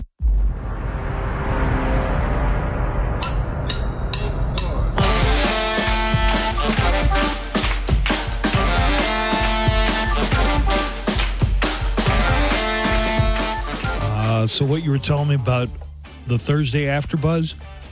Was that right? It says it went through. Finally? Now? Thursday was I'd already sent it to you, man. Tell me if you. I didn't get it on Thursday then. Maybe there's something going on inside the computer. You know, but I'm pushing the buttons I'm supposed to. The little man inside the computer didn't send it? Well, you just resent it right now then. I resent it, but I That's sent probably it the only too. time. Okay. Well, anyway. The little hamster got tired in the computer. Yeah. I figured like the wires got crossed. There are wires in this thing, right? Yeah, and they cross. Isn't that how the sure. internet works? Yeah, let's whatever. Let's say it is. We're going to have an after Buzz today. We are. We're going to talk about why paper cuts are so painful, and we're going to talk about the first jokes ever. Did you know we have jokes from Sumerian writings in Mesopotamia? Polak jokes. No. Dumb blonde. But an animal walks into a bar joke. I swear to God.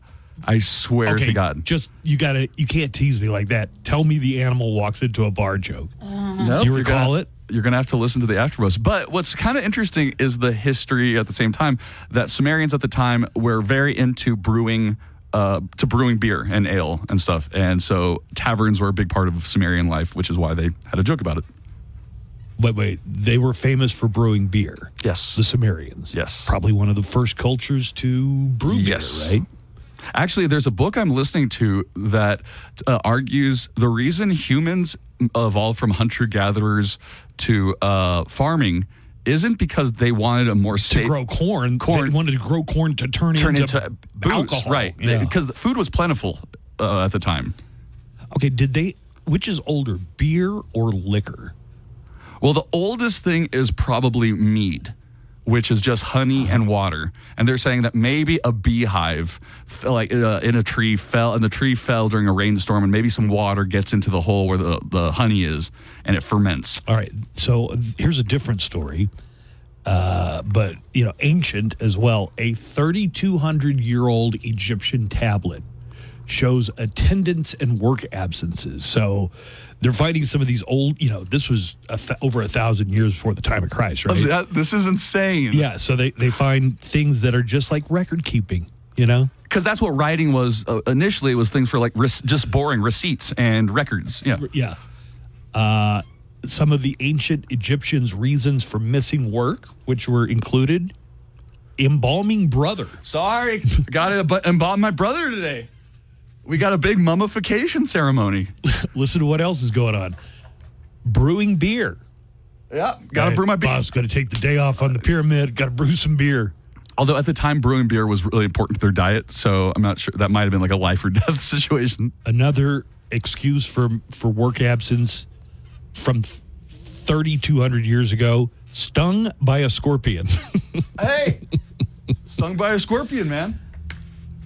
I'm the Scorpion King now. Joanna, give me your feedback on this. Okay. 7-Eleven will have a pumpkin spice Slurpee this fall. Hell yeah. Really? Really, Joanna? What? Why are you choosing violence today? You would buy I would buy it. consume a pumpkin Yes. spice Slurpee? I will consume all the pumpkin spice. Nico, you were accused earlier of giving a House of Dragons or House of the Dragon? House of the Dragon. Yeah. House of the Dragon spoiler. One dragon. Or House of the Dragon. Yeah, House of the Dragon. 39-year-old No, woman. there's like 8 dragons in it, Joanna, and you see them all fight. We're about to see them all fight each other. And they've shown some dragon battles. Can they just burn each other, or are dragons somehow impervious to fire? No, they're not impervious to each other's fire. They can burn each other, and then they can like grasp each other with their claws and then bite at the necks while they're going. You want to hear a super nerdy fact? Yes. The dragons in House of the Dragon are not actually dragons. They're wyverns. Wyvern. Because they have 2 legs. Right, because dragons actually have 4 legs. Right. Wyverns have 2. Well, their wings act almost as like I've seen them little almost arms. like they almost walk like if you can imagine a bat walking. Yeah. Kind of using its wings. Yeah. Yeah, that's a good point.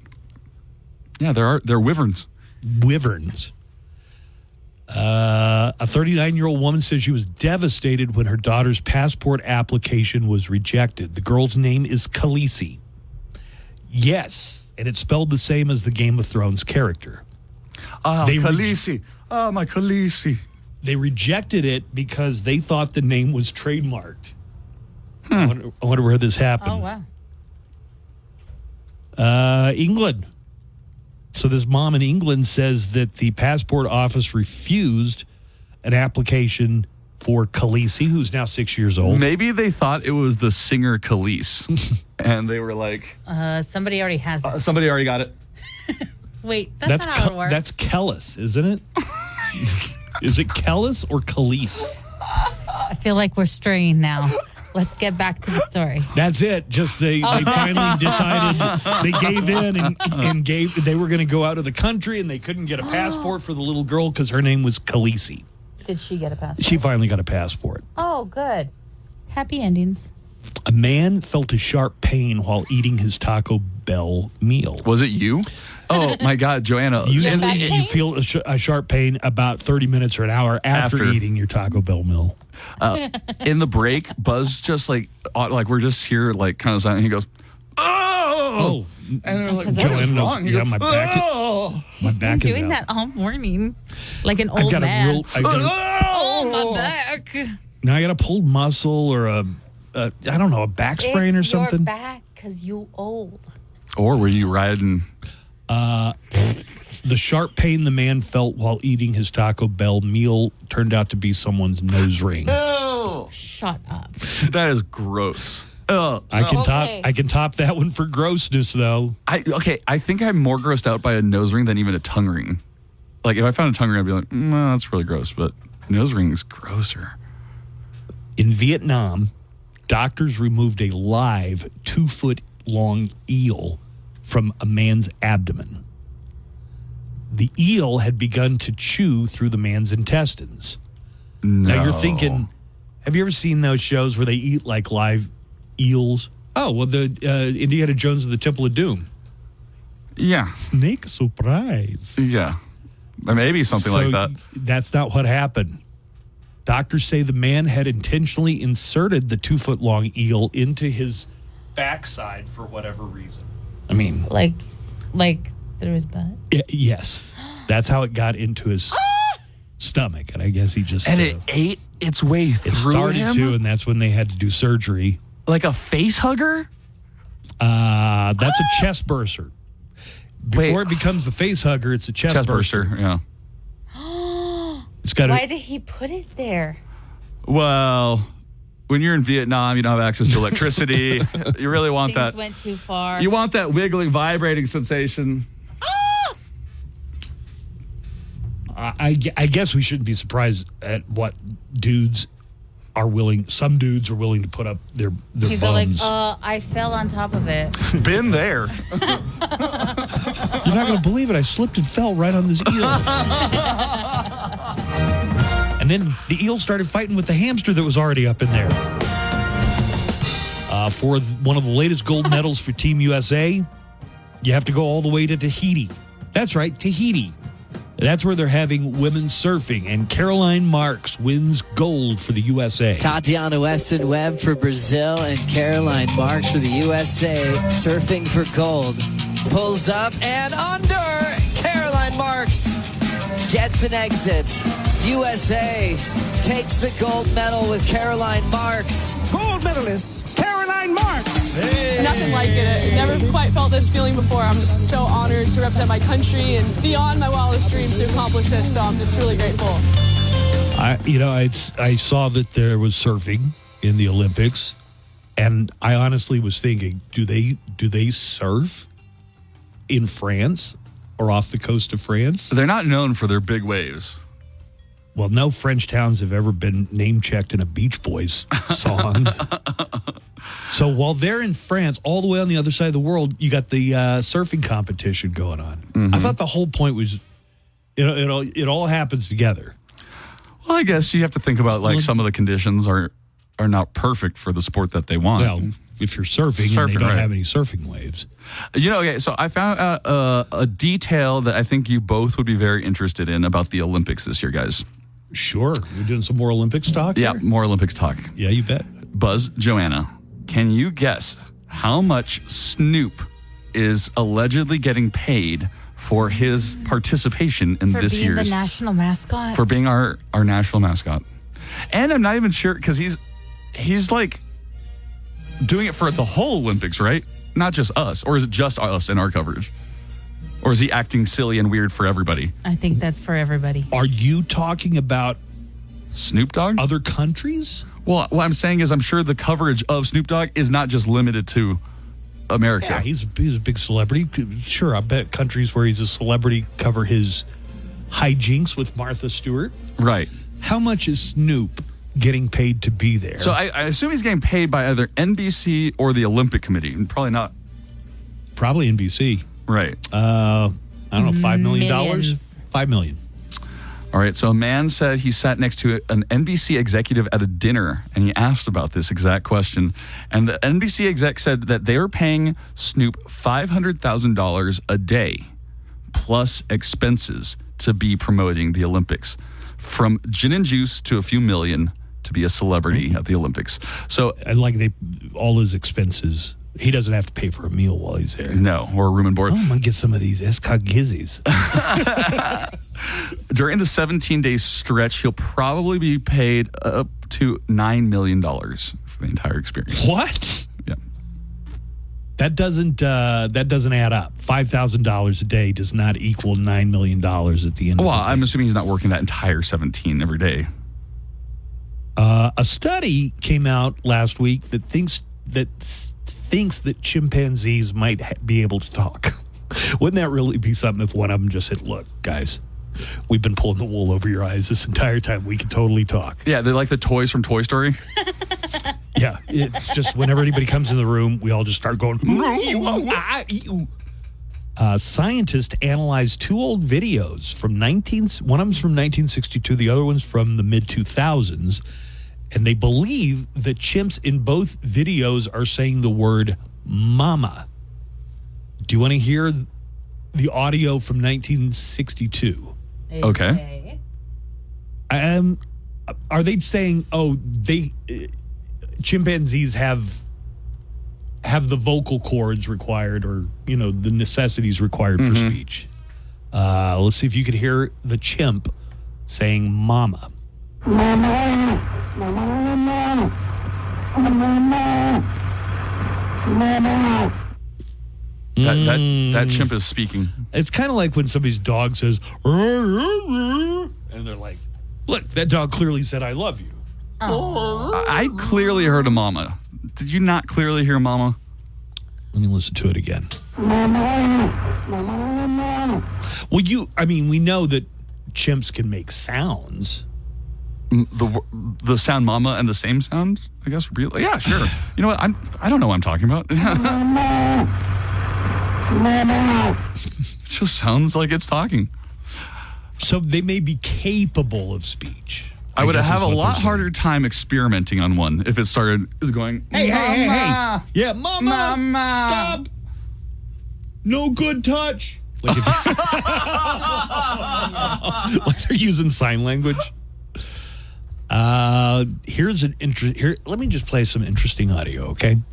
This is from last week. United Airlines flight to Boston had to land in D.C. because of some kind of biohazard. So it sounds like whatever was going on was really gross, and it started making people so sick they started puking.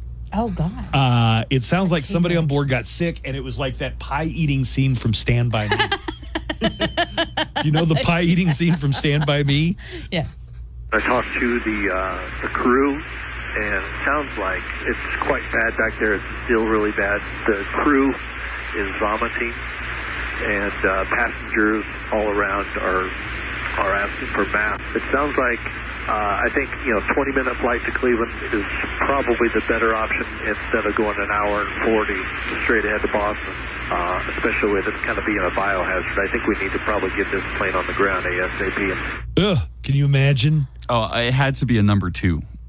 Like that's a massive diarrhea accident is probably what that biohazard is. Yeah, but it sounded like maybe other people were getting sick and. Well, yeah, because if you're sitting in the area, it might be so bad. Do you know what I used to do? Okay, when I worked in the ER, because you smell so many bad things working in the ER. Like, I swear to God, I think my nose is almost over all bad smells. But I would just breathe through my mouth. Yeah. Oh, you'd be a mouth breather. I'd be a mouth breather for a little bit. That's one of the drawbacks. You'd be a mouth breather. Second of all, whatever smells so bad, you're inhaling. Well, you're inhaling it either way. The particle. Yeah, I know, but you're inhaling. One way it's going in your nose. One way it's going in your mouth. The other thing is to put Vicks. Oh, I forgot Joanna was in the nursing home too. That's kind of like how they do in Silence of the Lambs before they examine one of the bodies. They put. Did you guys use Vicks, Joanna? Vicks, yeah. Actress Demi Moore wants to destigmatize farting. Speaking of funny smells.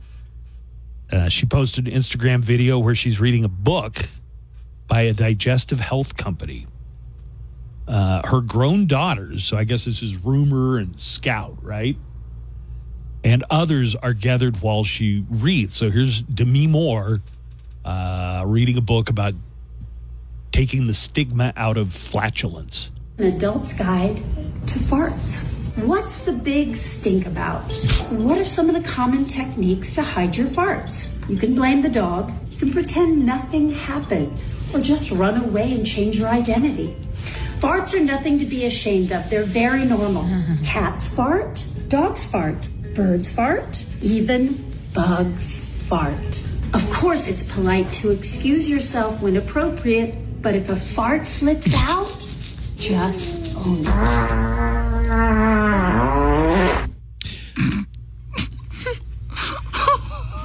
Did she? Yeah, she just held she held the microphone to her butt and let rip. No, I don't think she really changes the meaning of the name G.I. Jane. The GI stands for gastrointestinal. A few good toots. What's wrong with your bell? This is the sad one. Buzz has my good one. Rip tease instead of strip tease. Ah! Rip tease. Ding, ding, ding, ding, ding, ding, ding. Did you take my bell? The one that indecent proposal. Here you go. You did take my. I didn't take it. It ended up over here, but I didn't take it. Stop stealing each other's bells, boys. I'm going to tell you about the Back to School Expo. It's this Saturday. It's the tax-free weekend, so let's take a quick break, and I'll come back, fill you in on that. Back to School Expo, presented by Western Tech. There's so much coming, including $2,000 in scholarship money. That could be yours. Backpacks stocked with back-to-school supplies. Hey, school is right around the corner, guys. So excuse me. It is. It's the second day of school in El Paso already. Give you the details on tax-free weekend, Back to School Expo. School is back. My knapsack has no books and a Lunchables pack. Yes, I cut loose from my parents' noose. They don't want me hanging around. Teacher gave me the stink eye because he caught me getting high. Got detention till I'm 35.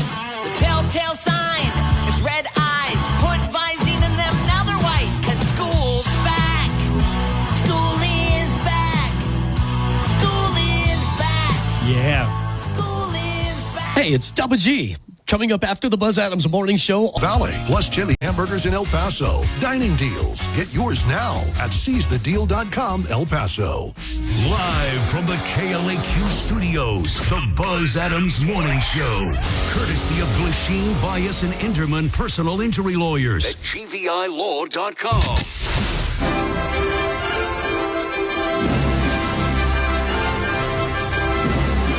I am watching some of the Olympics every day. Some days more than others. Now, do you remember what you watched? Yeah, of because course I do. You Not might all of have it. taken some sleeping. So anyway, do you remember I had the idea that there should be some kind of point system awarded for each medal, and that at the end of the Olympics they should declare that country the Olympic champion? You know what's crazy? Somebody sent me a clip of a social media host saying the exact same thing. Oh, I didn't get it from anybody. It was Brandon Coates. No. Yeah. Maybe he and I talked about it on the air 4 years ago. I think you might have. It's starting to. Yeah, but he had a whole post about it already. So what I've suggested is 1 point for a bronze, 2 for a silver, 5 for a gold. And there are some people that agree with that. There are some people that think it should be tweaked a little bit, like maybe only 3 for a gold. If you ain't first, you last. Thank you, Ricky Bobby's daddy. They shouldn't even give out silver or bronze. You should just hang your head and your feet and go home. And get a lump of coal. Maybe stick your head in an oven. After day 10 of the Olympics, Team USA still led the overall medal count with 79. China is a distant second at 53. China.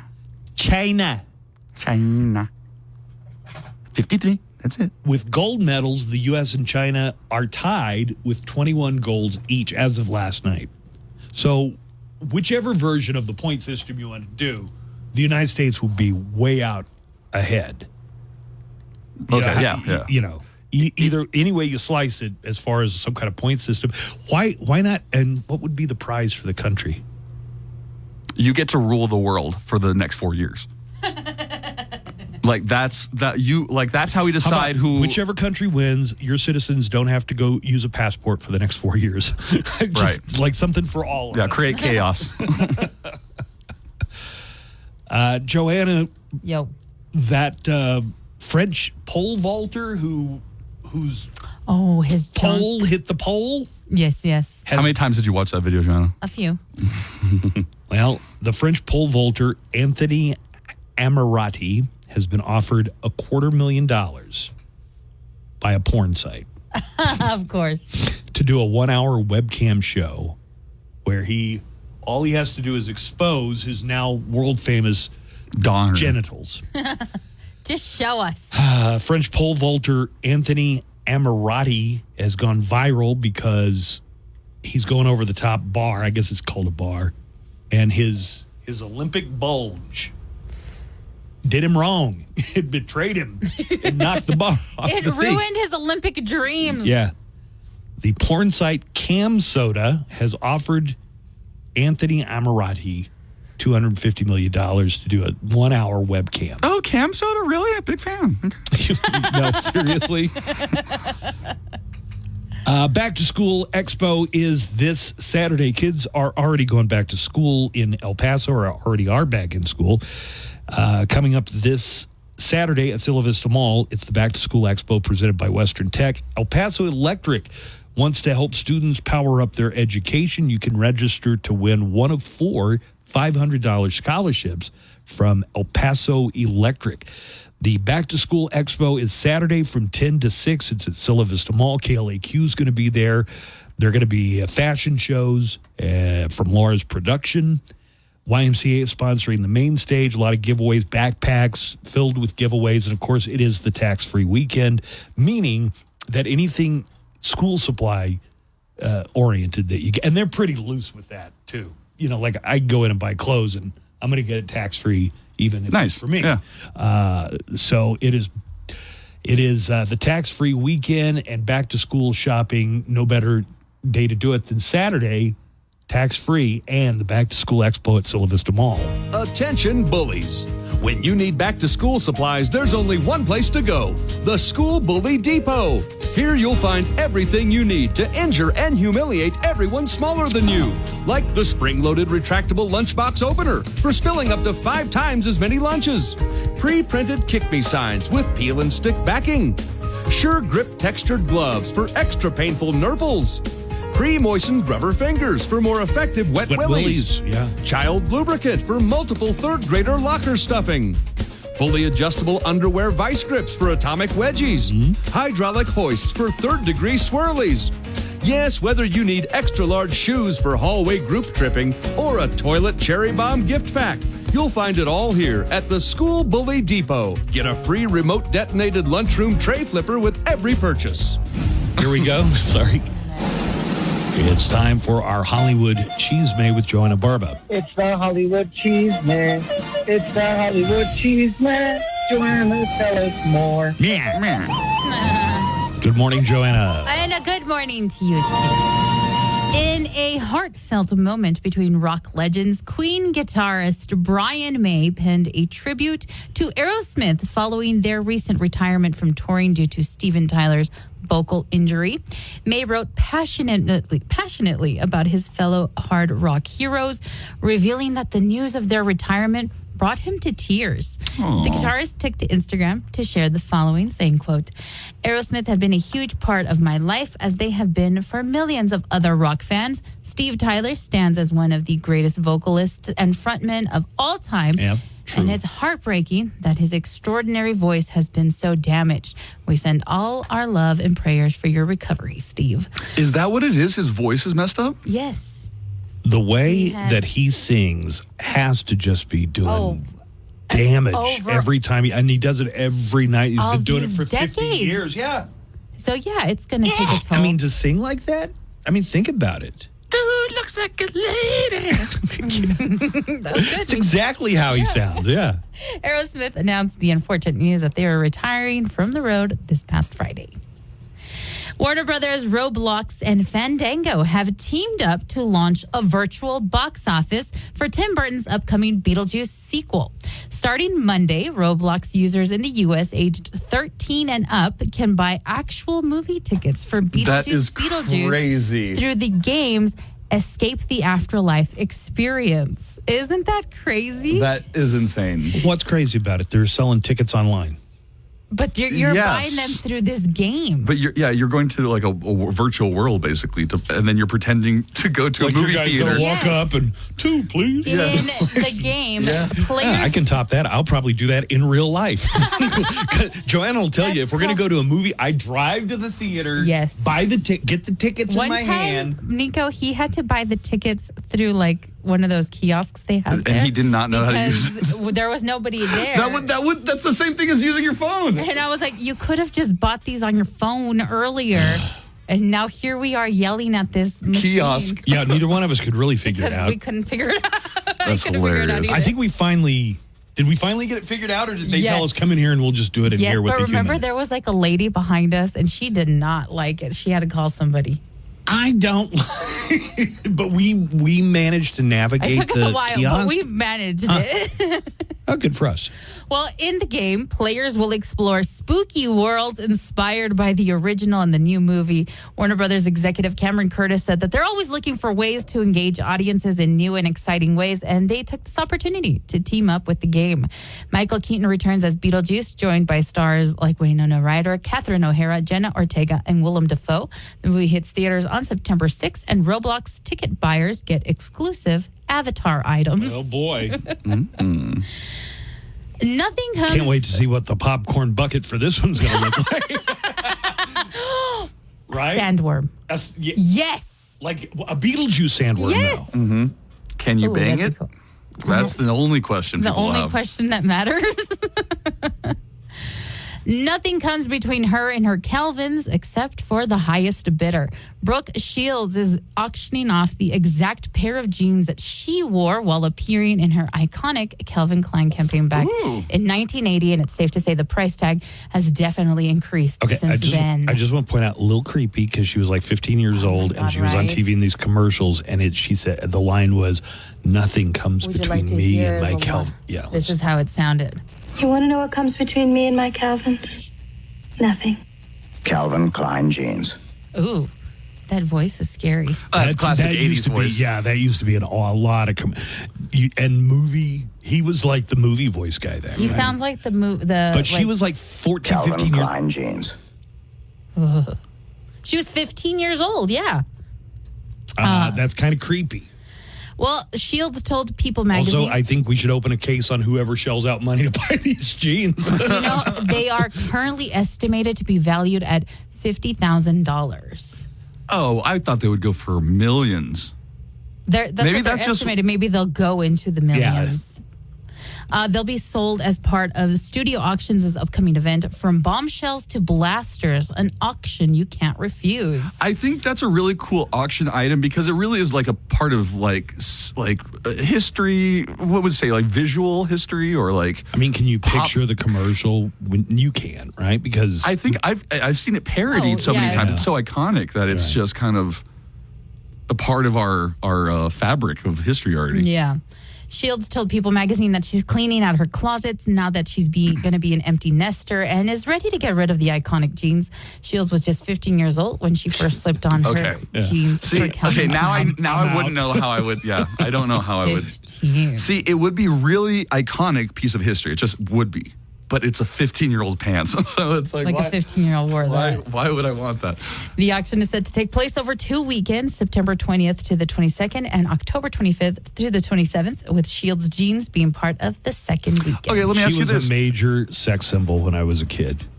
Brooke Shields was. Was she 15 when she was a sex symbol? Yeah, but I was like 12 or 13. And it was... So it seemed right. It was appropriate. No, but even I knew it was like, wait, she's like almost my age, and they're making her a sex symbol. Mm-hmm. No, that is weird. Yeah, a little bizarre.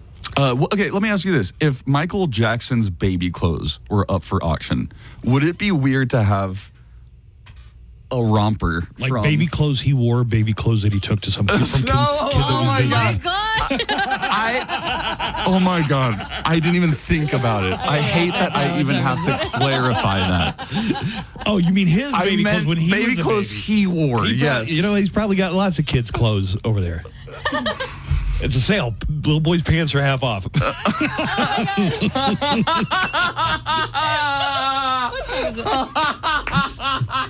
Don't write that one down as a... Yeah, that's not a recycler. I don't know. I think it is. Unless you can top that later on. Ed Sheeran, no stranger to thinking out loud, recently shared an Instagram post of him playing Pokemon on a massive LED I saw that. in one of the stadium hosts to his ongoing tour in Europe. So, have you seen it yet, Joanna? Yeah, the one I'm talking about? Yeah. Yes. It's really cool. Sorry, go on. Well, he made a confession while he was playing the Pokemon game. If I wasn't a musician, I'd be a virgin. And then the camera pans up. So he's playing on his... It is the screen at a stadium. It's the stadium, like what they use for the giant screens, the stadium screen to show everybody in the audience. Somebody He's just there hooked it up playing so he could play Pokemon. Jeez. Isn't that insane? Is he the only one in the stadium? Yes. He's the he's the only one playing. Other people are moving like sound equipment and stuff, and he's just They're there. setting up his stage. Oh, and he's so over he there got to play it while they were setting up the stage for his show. Yeah. Got it. Understood. The musician captain. He doesn't just go to stadiums to play. Buzz is all like, I don't get it. Yeah, I don't get this story. Maybe there was a very rare Snorlax there. He captured the post by writing Pokemon Stadium in the stadium, hashtag super awesome wicked cool, hashtag want to come to my birthday party, hashtag it'll be fun, promise. Do you agree with Ed Sheeran? If he wasn't a musician, he'd be a virgin? Yeah, probably. Some girls really like I don't know. He probably has some riz. Yeah. Some ginger is. Some ginger is. And finally, I don't think this is a spoiler at all, so I don't want to hear anybody complaining about it. Oh, my God. Deadpool and Wolverine has R-rated jokes about pegging, cocaine, and Gossip Girl-inspired erections. It's new territory for a Marvel and Disney movie, and it seemed like the 5 credited writers, including star Ryan Reynolds and director Sean Levy, were able to get away with almost anything. Speaking with Entertainment Weekly, director Sean Levy said that there was one line in the entire movie that they were asked to change. However, we will never know what it was because Levy said, quote, "We have made a pact, Ryan and I, to go to our grave with that line, but I will say it was replaced with an equally dirty line of dialogue about Pinocchio and Deadpool's ass." Tell a lie. Maybe like he tries to get Pinocchio to tell a lie. Deadpool and Wolverine, which stars Ryan Reynolds, Hugh Jackman, Emma Corrin, and the movie's real MVP, Rob Delaney, is in theaters now. With your entertainment news, I'm Joanna Barba. You know what I think? I think you talk too much. Blah, blah, blah, blah. Hey, man, we're done.